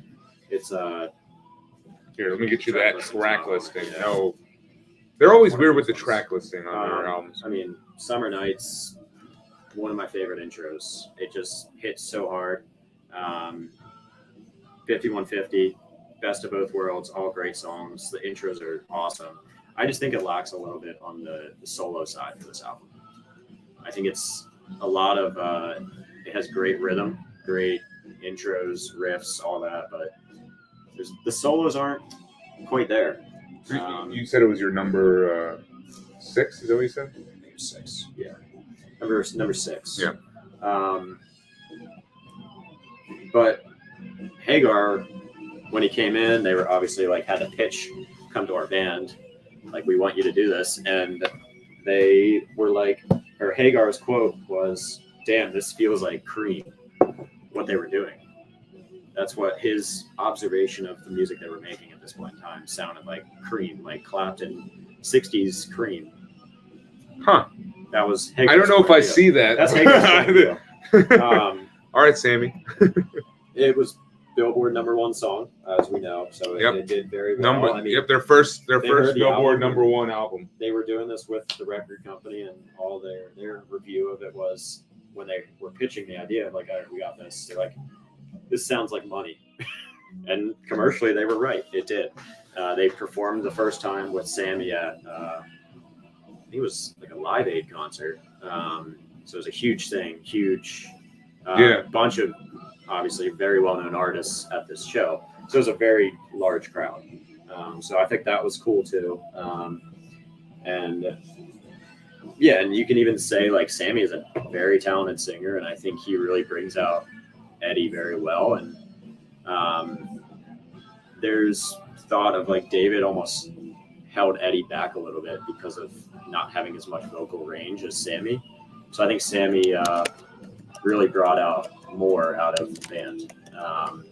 And he's a very, very talented singer. He's got a good, really good voice. Versus David wasn't. It works for what it was in the David stuff, but he's not as good of a singer on like the talent side. But Sammy was like a natural, talented singer. Yes, he has power behind his vocals, and like when he would come in the studio, they would be like, "Damn, this guy." It's probably really a breath of fresh air for them. they were loving it. I mean, the band was in a really good spot at this point. Eddie was just going to go do like some collab albums before this came out because he didn't know what direction they were going to go. He actually was going to do some stuff with Pete Townsend. They never did, but that was his plan. And then he's like, "Oh, I'll just come back and do Van Halen stuff later. I'm just going to go do some other stuff." But they found Sammy, and it's a great album. Yep. I mean, this is the first Sammy album I bought vinyl, actually, and I grew to like a lot of the songs very well, and the intros hit very hard. I saw the Sammy Van Halen Best of Both Worlds tour. I was at the Red Rocks concert for that. That was just this year. Summer. Yeah.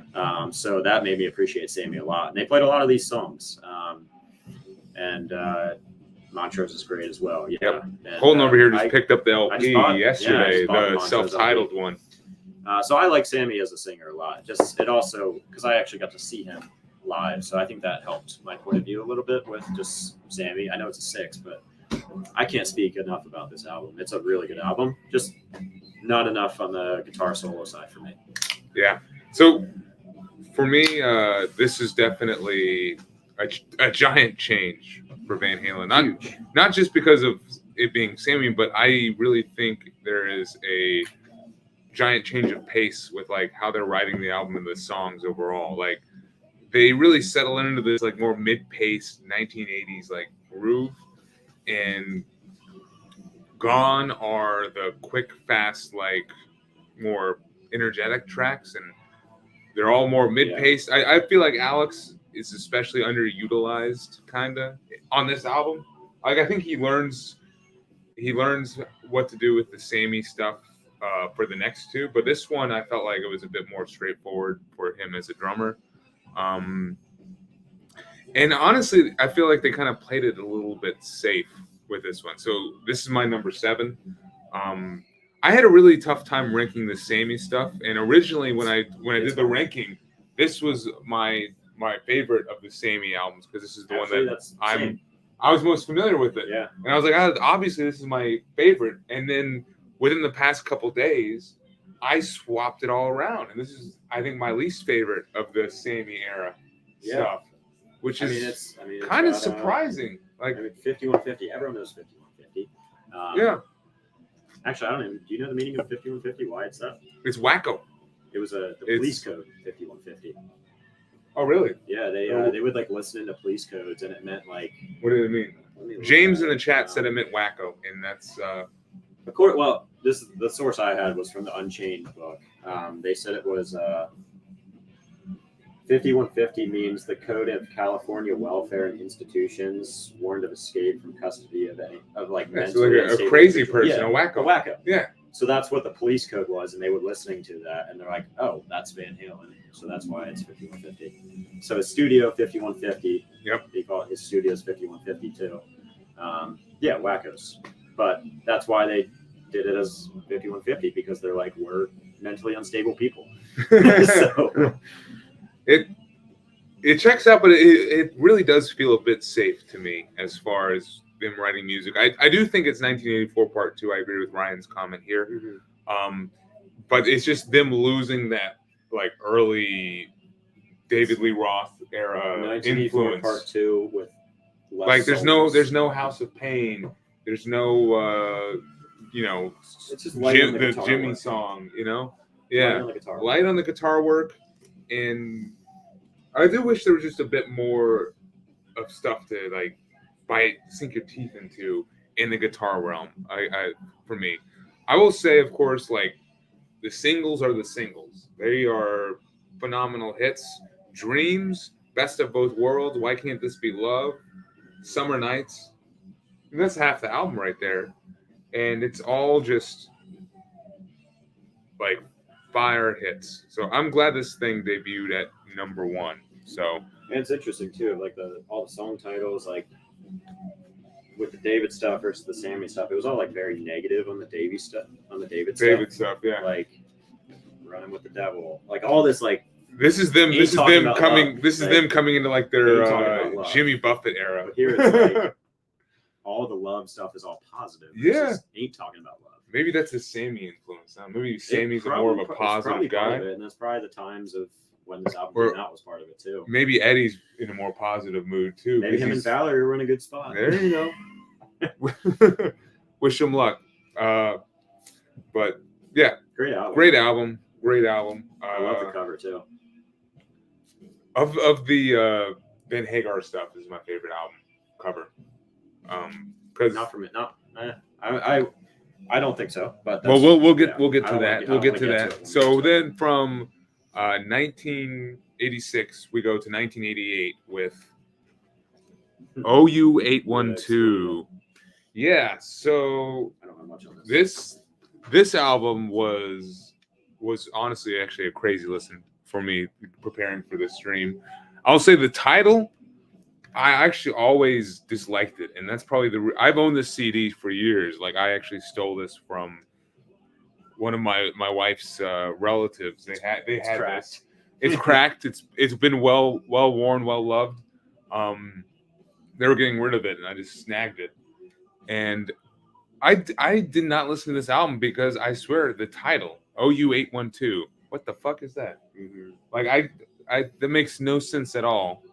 And then we looked preparing for it, we looked it up, and Sammy saw it was a delivery car with OU 812 on the license plate, which is U812. And it was just they thought it was funny. They thought it was funny. The album after that. It's honestly one of the stupidest ways to come up with an album title that I've ever heard of, and that makes it actually great and funny. Mm-hmm. And I respect the shit out of that as the album title, that they went with it. Yeah. Just like this random inside joke, which is like, oh, they just laughed at it like a 12-year-old. Like a 12-year-old. Like it's a humor that an elementary school person would be like, oh yeah, OU812.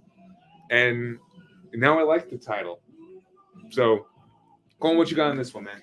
This was number 8 for me. Number 8. Okay. I like a lot of the songs on this one. I mean, it's also weird that they put the songs in alphabetical order on all the CD cases versus like the track order. We've noticed that on a lot of them. Yes. I don't know why but that is. Like Black and Blue is a very good song. I love Finish What You Started. Very cool, like more acoustic style song. Mine All Mine. I mean, those are great songs, but a lot of them just weren't. It felt like there were just some throwaways on here for me. I don't know. I liked it, but it just didn't connect with me. I guess that was kind of my issue with it. Apolitical Blues, it's cool. I don't think it fits on this album though. I really like the song, especially because I'm a huge blues fan. But a cover from Little Feat. I don't know how much you guys know Little Feat, but yeah, it's a Little Feat song, and I just don't think it's the best song for the closing, especially a closing song of the album. So I just thought they were front to back. Couldn't find some of the songs just lose me. But there's some great songs on here. Just they are all not. I don't think whether they're on the right album or just in general. Good songs for their discography. So don't have a ton more on it. Yeah, it's second lowest for me. Funny album, though. For me, this actually was my surprise sleeper hit. I knew it would be. Yeah.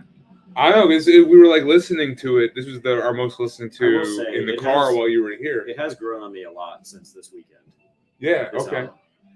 But it still sits where it sits. Yeah. No, this is my number 5. This is my favorite of the Sammy era stuff.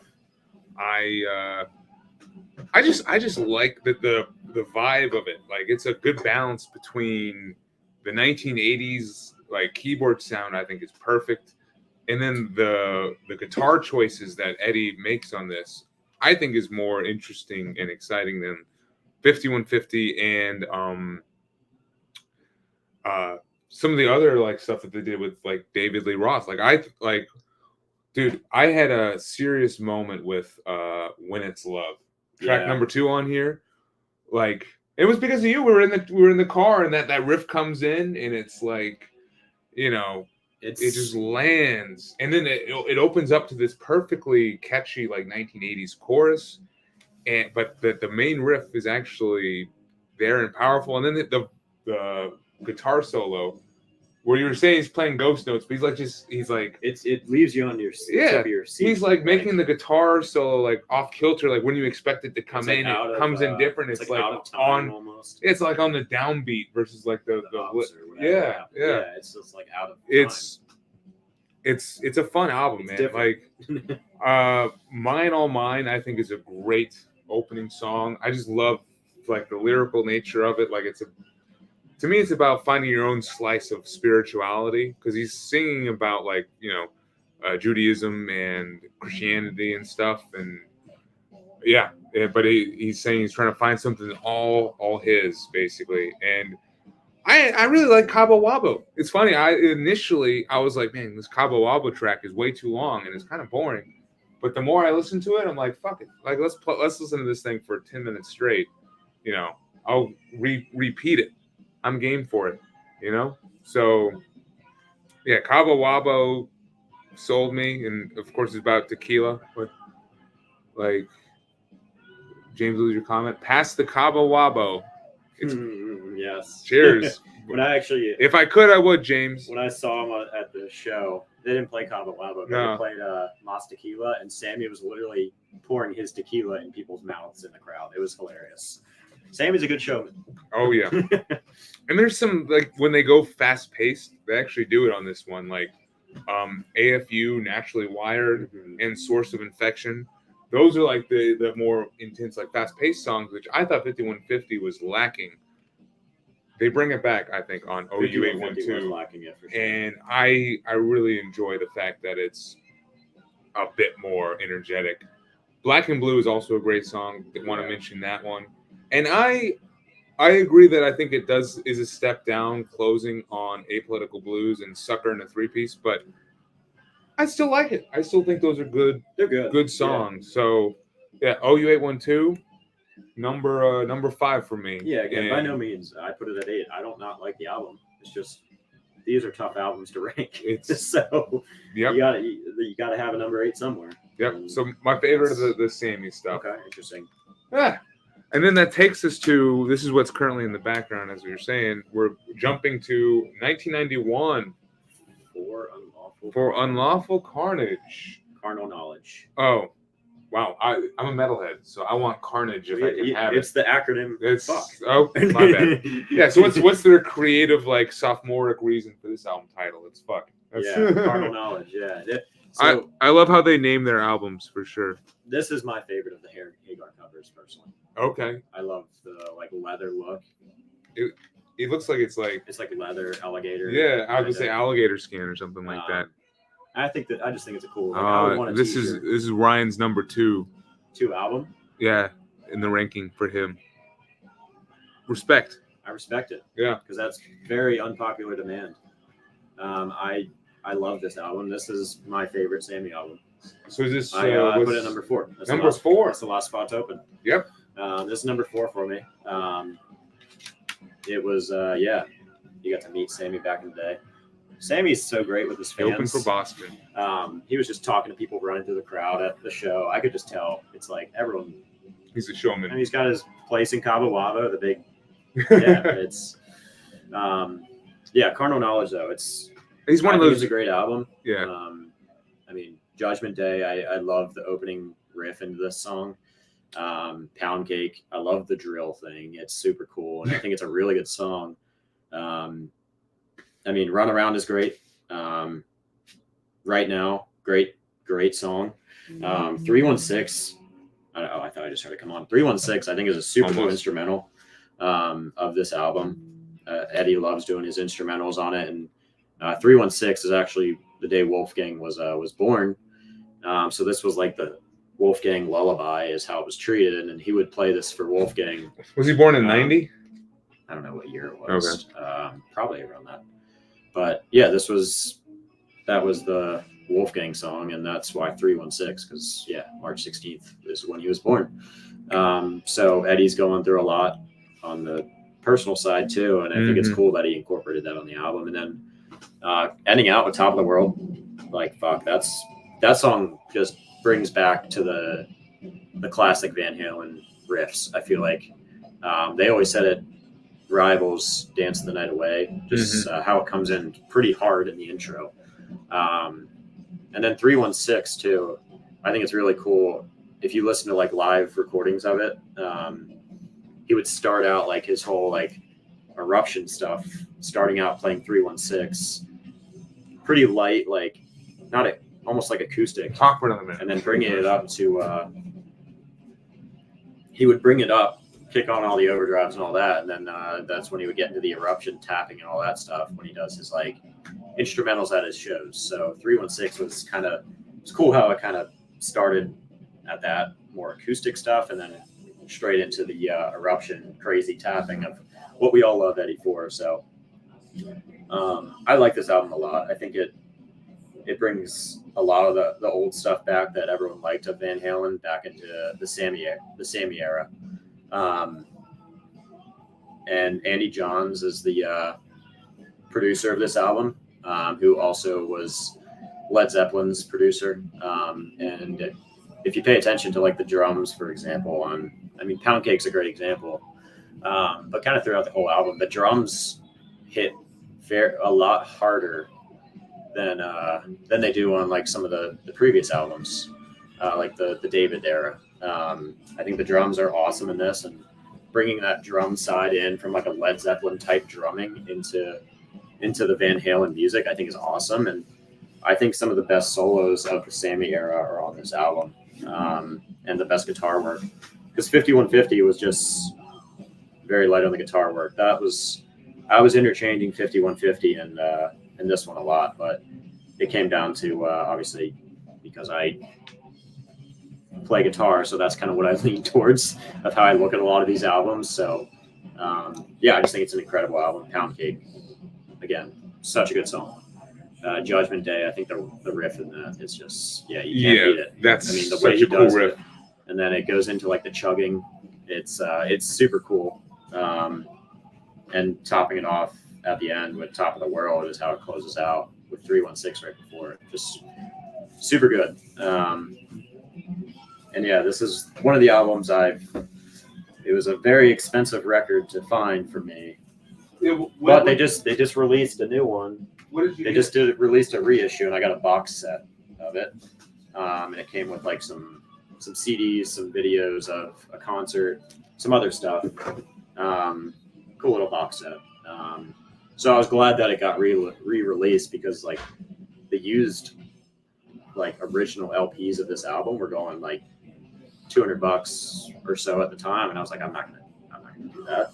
But I was glad that they did the reissue box set because it's still not cheap, but it's a little cheaper, and you get a lot with it. Like I'm jealous of that remastered album too, so it sounds really good. So they put all the new technology and stuff in it. So yeah, and I love the album cover. I mean, that's part of it. I mean, that helps with an album. So I think it's a really cool album cover. I would want a T-shirt with that on. Oh, me too. This is the new logo where it's like the around the world style. And the whole album. I mean, VH. It's coming out in the 91, I think it is, right? Yep. So they were competing with you got fucking Nirvana, Pearl Jam. It's like they're competing. They were competing with Nevermind, so and also Metallica's The Black Album. Yes. Which so it's got a little grunge to it. But this was still a #1 debut. So they landed and they pulled it off. It's got a little grunge to it, and they were keeping up with the times, which it is a bit heavier. Like bands are going to evolve. Tuning. Bands are going to evolve with the decades too, and I can appreciate when they do that. And it may not be everyone's favorite, but I like a lot of that grunge stuff. I mean, that's when I grew up, so I think it's cool stuff. Yep. And just good album overall. Yep.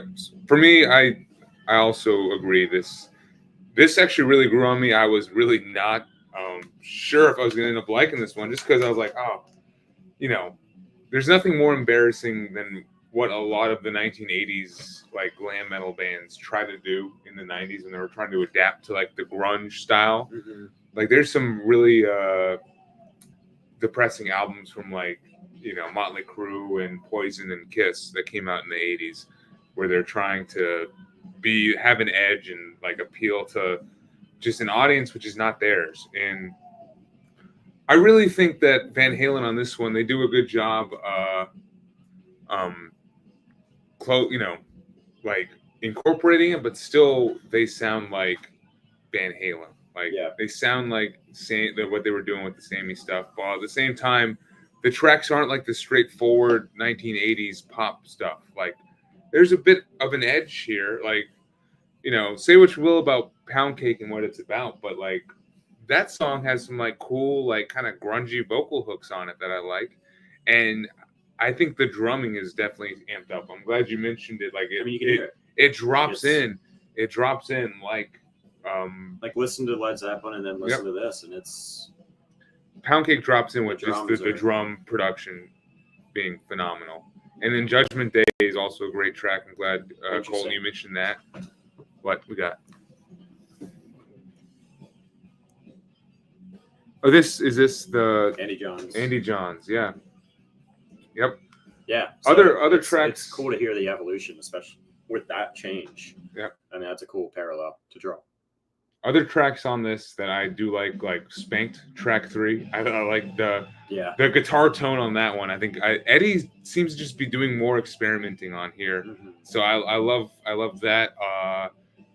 In and Out and The Dream Is Over are also great. Like this is kind of a darker sounding album too. Yes. It's the darkest of the Sammy Hagar era albums, I think. And why they do that too. It's like this album came out in 91. I mean, why it's called Fuck, why it's all about songs or about like sex and stuff. I mean, it's censorship is huge at this time. Yep. So they were like pushing the boundaries of censorship and just trying to like almost like they were trying to be a little bit edgier. Yeah, they were trying to push it intentionally. It was kind of like a middle finger to the media. So that's a lot of why it's darker because that's what they were going for, and I think it's super cool. But then when they want to record like just the pop anthem, like right now, and Top of the World, they nail it, and it's just like it's exactly what I would look for from this. And honestly, these are neck and neck for me. This could be interchangeable. Like it could depend on the day, you know. Like, but for right now, this is my number 6. It's a catchy song, dude. Right now. Is that what's playing right now? No, but you said right now, and I saw right now right there, and I was like singing in my head. I'm like, it's such a catchy song. Dude, it is. So yeah, number 6 for me, and that actually takes us to the end of our ranking. Yeah, we're stopping here. There's still one more Sammy era album with Balance, and then there's an interesting. It came up in the comments there. Yes. Yeah. What? So there's an album with what's his name from Gary Sharon from Extreme. Gary Sharon. The Van Halen 3. There was another guy actually before. There was another guy before Gary Sharon that was in talks of being on the album, but I forget his name, but he didn't make it. So there was another guy that they were almost got. But Sammy and Ed I was going to ask. What happened? I think it was just they were just kind of done type stuff, whatever it was. They just weren't getting along. It was like strictly business, and I think it just got I don't think they just liked each other.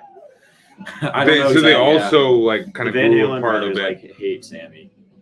Like when this whole new Sammy tour just happened, like Alex Van Halen was like pretty pissed off and wanted no parts of it, and was just very against it. So they just don't like him. But I think he did the band really good. He absolutely did. And this is why we're stopping here. We're stopping. Like the only thing I like about for me, there was no reason to go further. Like honestly, the only good thing about it is Wolfgang was on. What's the album called? Let me see. Wolfgang played bass on. What's the album called? Give me 1 second. He played bass on A Different Kind of Truth, which came out in 2012. Wolfgang played bass on that, which I like Wolfgang, so that gives me a reason to listen to it. And some of the tracks are actually from the original. Some of the tracks are from. Do you own any of these 3? No, I don't. See, that's why I might have Balance. Okay. But what I was saying, some of the tracks are from like that Gene Simmons era when they had those 30 or 40 songs. So they rebrought some of the deep cuts back then to Different Kind of Truth. So that's kind of cool.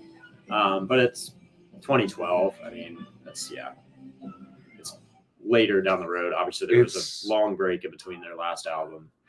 And it's cool that Wolfgang's on it. That's what I like about it. But I know. I just it's not much to really write. As I said, you talked me into ranking this many. Like I was kind of like, let's just rank the David Lee Roth stuff. But now you like him. But now I like the Sammy Hagar stuff. So I was fine not listening to Balance and Van Halen 3, which I haven't heard a single note. So I could be missing out, but I don't think I am. Gary Sharon's a great singer, but it just doesn't work. It probably doesn't sound like Van Halen, or it just sounds different. Yeah, it's weird. Yeah. I don't know. We're not talking about those today, so Nope. So that's it. We've finished our ranking. We had a little bit of technical difficulties, but cheers, guys, for sticking with us. Yes, we're done with the album ranking. Which do you want to run through it again, just so it's all in one spot? Read mine off. Yep. Yeah. So I had 1984. Number 1. Van Halen 1. Van Halen 2. Cardinal Knowledge. Fair Warning. 5150. Women and Children First. U812. And then Diver Down. Boom. Good. That's the ranking. Good ranking. I liked how we're a little different. So for me, number 1 was self-titled Van Halen, 1978. Just a young and fun band that didn't sound. No other band sounded like that back in 1978. Number 2, Van Halen 2, great follow-up. Number 3, Fair Warning. Love the dark nature of that one. Number 4, 1984.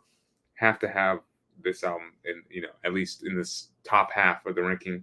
Number 5, OU812, the sleeper hit for me. Number 6, For Unlawful Carnal Knowledge, the other sleeper hit. Number 7, 5150.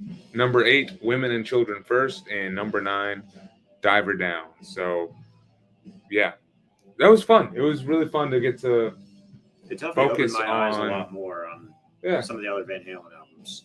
Because as a metalhead, I don't revisit Van Halen as much because I'm like, oh, what's new? What's new in death metal? They were what's new in black metal? But yeah, why not just listen to some Van Halen and just have fun and enjoy the vibes? So we also enjoy the challenge I enjoy the challenge of ranking my favorite songs from a band.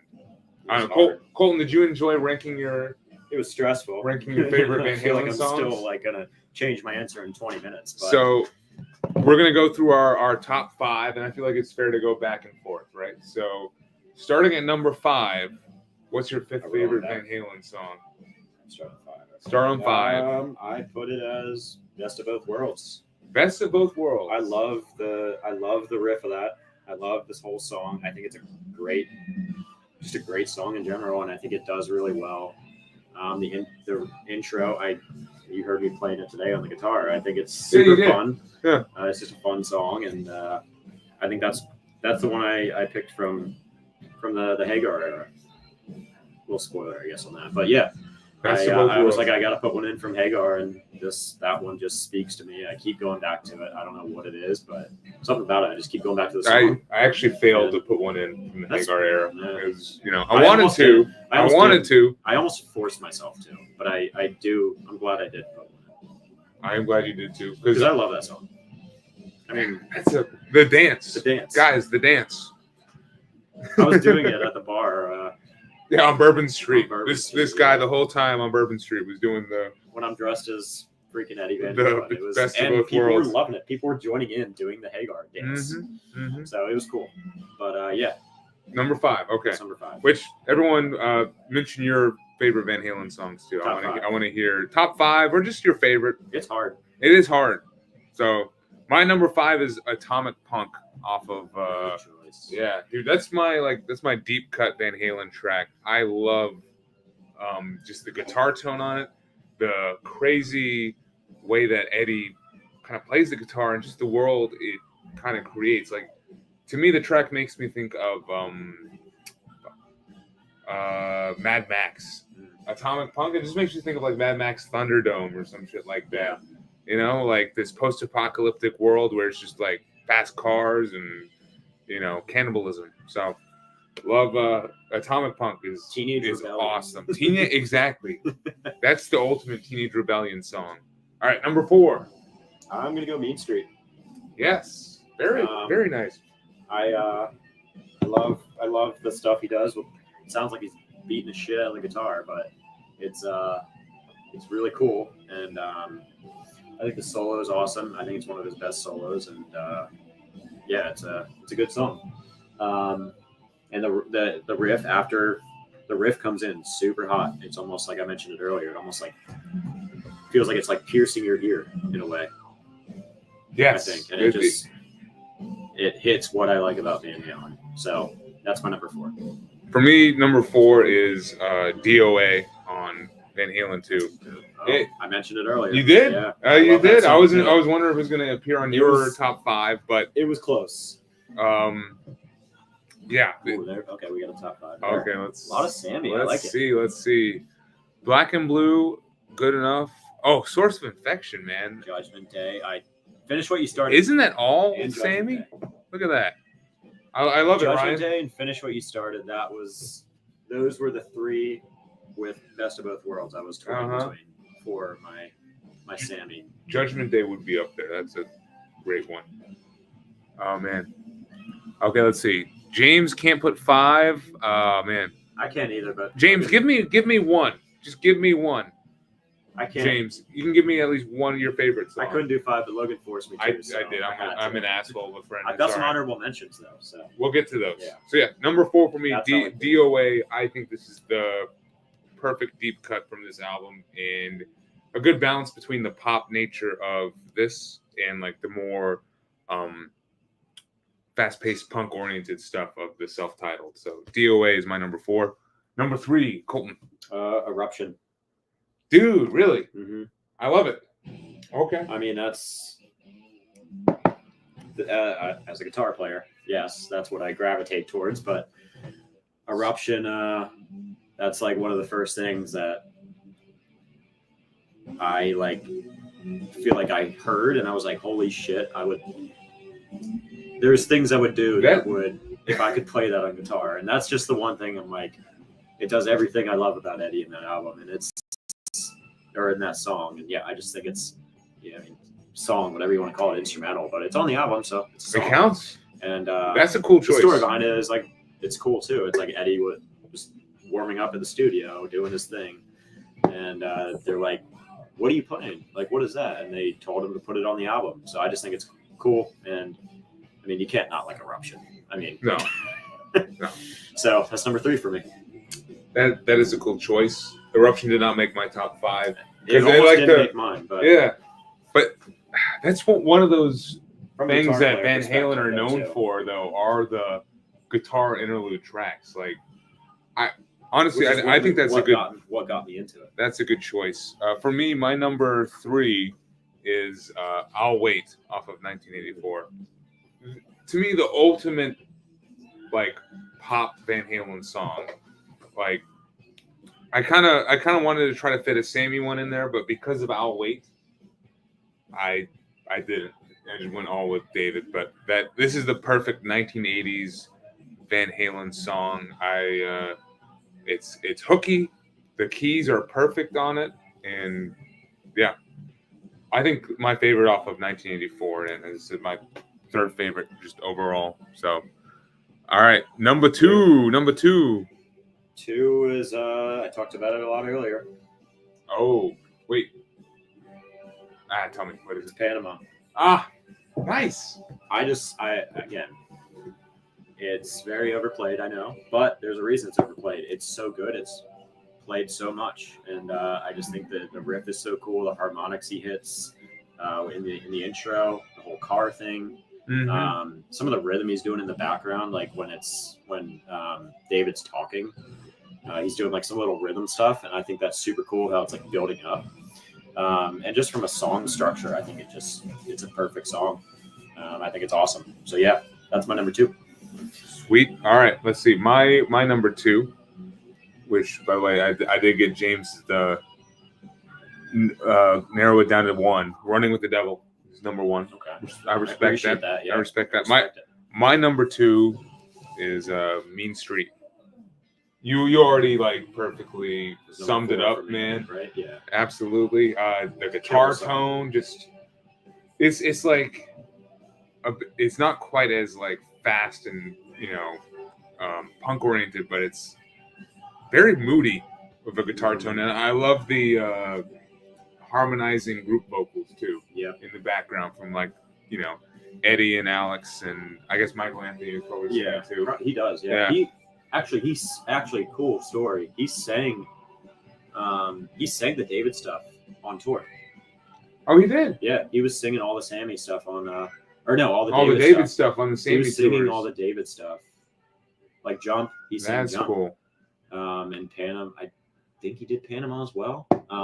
Look up videos though; it's super cool. I mean, I know the Red Rocks, they put the full concert on YouTube. It's some guy filming in the crowd, so it's not great, but it's super cool. And yeah, I mean, he could sing too. Yep. And he did the David stuff. Because he's got that pitch. I was like, the secret weapon of Van Halen was the fact that they could all harmonize in the background to kind of cover up for David's lack of talent and fill the room as a 4-piece. Yep. Without having 3 guitars. So number 2, Mean Street. What is your number 1 Van Halen song? I have a feeling we might actually be. No. I don't know. I know. Say it. Talking about Love? Oh, You son of a bitch. That's my number one Van Halen song. Ain't Talking About Love. Intro, great. The Solo, intro, great. I mean, all amazing. Everything. The chorus, great. The rhythm, the bridge, great. Where like Sammy's like, I stood at the edge and I looked down, and then it comes back in. He's like, full circle. It all comes full it circle. all comes full circle. The I best was of both wondering. worlds. I was wondering if that was gonna be your number one. I was like, man, The best of both worlds come in. dude, it's just such a to good the same song. Great song. It is the best Van Halen song. Like I told you, it's overplayed, but at the same time, I will listen to it 500 more times and be happy. Like fuck, like let's play it after this. Like what you doing later? You want to listen to? I bought a guitar pedal solely to be able to do the that, phaser, right? Phaser. I got the phaser with like the Franken Strat paint on it because of that song. So, and pedals aren't cheap. I don't know if you guys know, but pedals aren't cheap. Nope. And it's just one of those songs that Oh, dude, cheers. That's cheers perfect. That. Yeah. Ain't Talking About Love. It's a great song. Yep. I mean, great song on a great album. All right. There you have it, guys. I think we've talked a lot and probably enough. I guess the final thing is like what do you think is the legacy for Van Halen? Like I mean, it's like I mean, like we're into them. Yeah. We're not of the era that they came out in, but for some reason, don't think it's something that can be ever just. It's not going to end. Mimicked in any way. Oh, also mimicked, yeah. And he's influenced. I mean, ask any. You watch interviews of any guitar player out there, and they're influenced by Van Halen. I mean, there's a reason that it's still Van Halen because no one else can do it. I mean, I think the combination, and of course, I'm still stuck on the David Lee Roth stuff. The combination of just Eddie's ability. Yeah, I'm growing as a person. Eddie's most underrated. Oh, right now. We're listening to it right now. right now.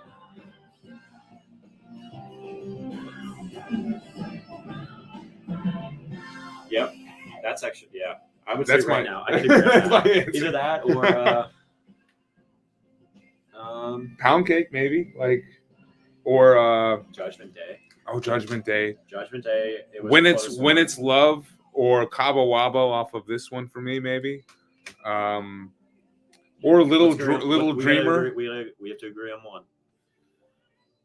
Or we have to have right now. Right now, I think right now. Right now, that's what we're currently listening to. But I mean, Sammy, all the Sammy Hagar songs, very overlooked, underrated. Yeah, one more note for me on Sammy, because initially I was not. I stopped after David left. I did not look into the Sammy Hagar stuff, and it was you who convinced me to give the Hagar stuff a try.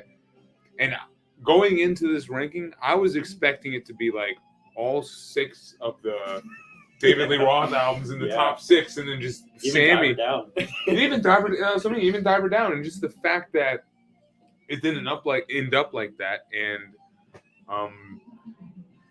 all the Sammys, I was expecting my least favorite album to be a Sammy Hagar one. It wasn't.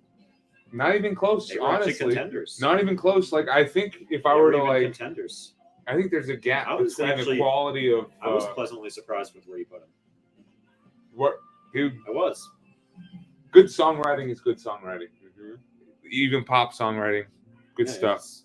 Good songs. So there's JP, Drop Dead Legs. Drop Dead Legs. That's a good deep cut. That's a good one. Let me get my honorable mentions out. Actually, let me read them. Oh fuck! You have honorable mentions. All right. Somebody Get Me a Doctor.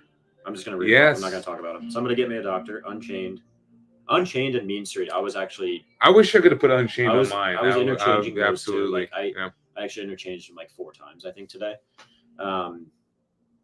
Unchained, Summer Nights. I think that's one of the best Van Halen intros. I think it's a very, very underrated song. They never played it live. They did, but very rarely. They just didn't play it that often, which is, I feel like, partially why it's very overlooked. Mm-hmm. That actually overlooked. I think that's one of Which one? Summer Nights. Oh, Summer Nights. Yeah. I think that's an underrated, overlooked song, actually.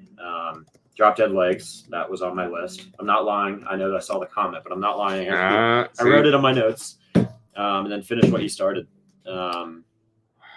Is that off of? It's on I think it's on OU. Yeah, it is. I didn't even mention that one. The reason it didn't make it is there's a guitar solo, but it's not like a Van Halen true guitar solo. It's just it's a cool solo, but it's not like a punchy solo. So that's why I couldn't put it in the top 5. But I did rifle that and Best of Both Worlds. Those were the 2 for the Sammy stuff I was between, and Judgment Day. And then Judgment Day. That's another one. And I don't know if this counts, but Beat It. Honorable mention. It counts. Insane. It counts. We talked about it. It's cool that the only person that overshadowed 1984 was Michael Jackson and Eddie Van Halen. Mm-hmm. So. And the video of him playing it with Michael in concert it's super, super blurry, but it's so cool watching it. But yeah, name off some honorable mentions. I know you didn't think of it, but I know you have some. Oh, I absolutely definitely Unchained would be one. No order. You don't need no order.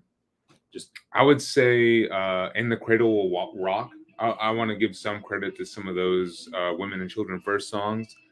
Like, I do love the back-to-back punch of From the Cradle Will Rock and Women. Everybody Wants Some. And then I gotta get some. I guess I already said Right Now, right? And then off of this one, When It's Love and Mine All Mine. Anything on the David era? Anything else? Let's see. Little Dreamer. There's got to be something else on. It's hard to narrow this. This band's stuff down. Light Up the Sky on Van Halen 2. We could pick that was one of the deep cuts that I was like, this song is actually really good, and I've never heard anyone talk about it. But Light Up the Sky is just a cool take from the David Lee Roth era. So there we go. And then we were kind of talking about the legacy, and I think Van Halen will be one of those bands that's going to be continually discussed and continually aped, but never fully copied. And to me, it brings a lot of joy and just excitement to my heart, and I know for you too, that Eddie Van Halen's son, Wolfgang, is having currently a bit of a glow up, a bit of an impressive career.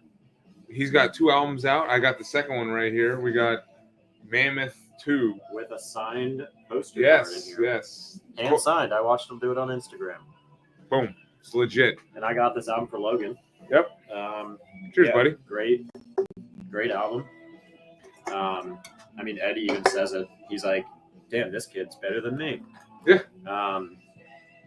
And unfortunately, we're not even going to talk about it but Eddie obviously is not alive anymore. And the song, Wolfgang's first debut song, was the Eddie homage song. And that was the not title song or title track, but it was the main song on the first album. And just watching that YouTube video just like hits. And he actually didn't write that intentionally when Eddie passed. It was more of a just talking about the thought of not having Eddie. Eddie got to hear the song. Mm-hmm. He didn't intend for it to come out. Obviously, he didn't intend for his dad to die, but he didn't intend for it to come out as a remembering Eddie song, more of a what if I didn't have Eddie song. And I mean, Wolfgang is an incredible player. Yep. Mammoth 1. He recorded every single instrument on that song. He played bass with Eddie on tour in 2015, and the dude's a beast. He can play like Eddie, and you can tell it's in his genes. I mean, there's a video of him playing what was the song with Dave Grohl. He was playing a Van Halen solo. I think it was Hot for Teacher, and it sounds. People can cover. A lot of people will cover Eddie on YouTube and stuff, but when he does it, it sounds like Eddie. It's kind of crazy. So definitely would recommend you guys check that out. It's Hot for Teacher. He did it with Dave Grohl. Was that at the Taylor Hawkins Memorial Concert? Yeah, dude. Yeah. super cool. So check out Mammoth. Definitely. Another Celebration at the End of the World has a really sick drum track. He does some tapping in it too. It's cool. Yeah. So. Yep. I agree. I think it's different. I like how he's doing his different. Mammoth WVH is he's definitely I like how bringing hard rock and just like the classic vibe to a new generation, and hopefully he continues to have a successful career. So he's such a nice kid. Interviews like he's the most genuine guy ever. He's a good guy. People give him a lot of shit. And they do all the time because he's Eddie's son. They're like, oh, no wonder you had all this money, blah blah. But the kid can fucking play. He fills the shoes. He can sing. He can play the keys. He plays the drums. He plays the bass. He can do it all, dude. And there was a he did the Amoeba Records thing. Oh yeah. And what band is he like talking up? Saying it's one of his favorites. Meshuggah, Metal Tie-In. Wolfgang is a Meshuggah fan. I'm here for it. So he's a big Tool fan. He's a big Tool fan. Yep. He's got the dude's a beast. He's young. I will say my favorite song from him is Distance.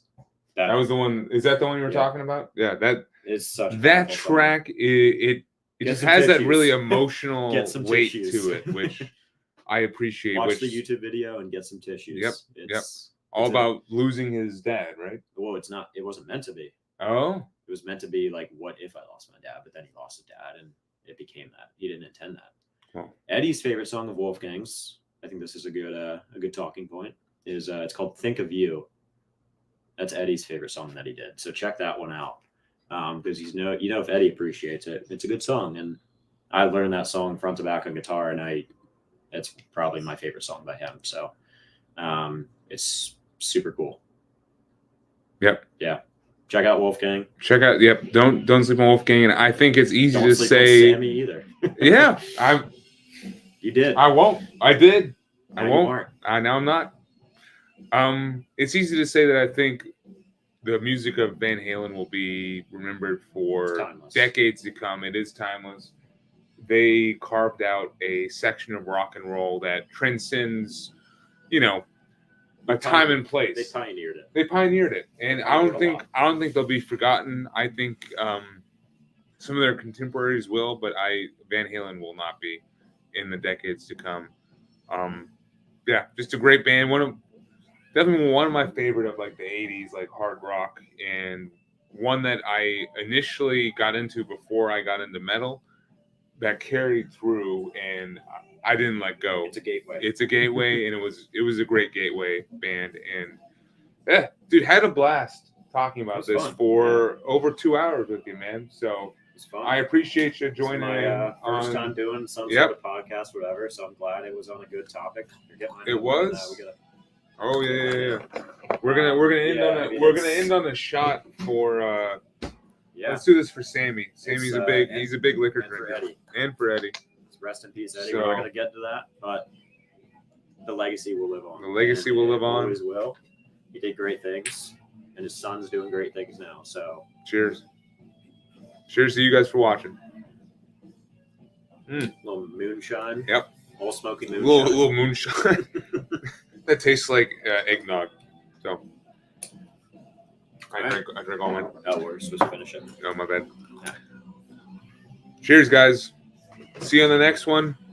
Drink good beer. Listen to good Van Halen records and metal too. Peace.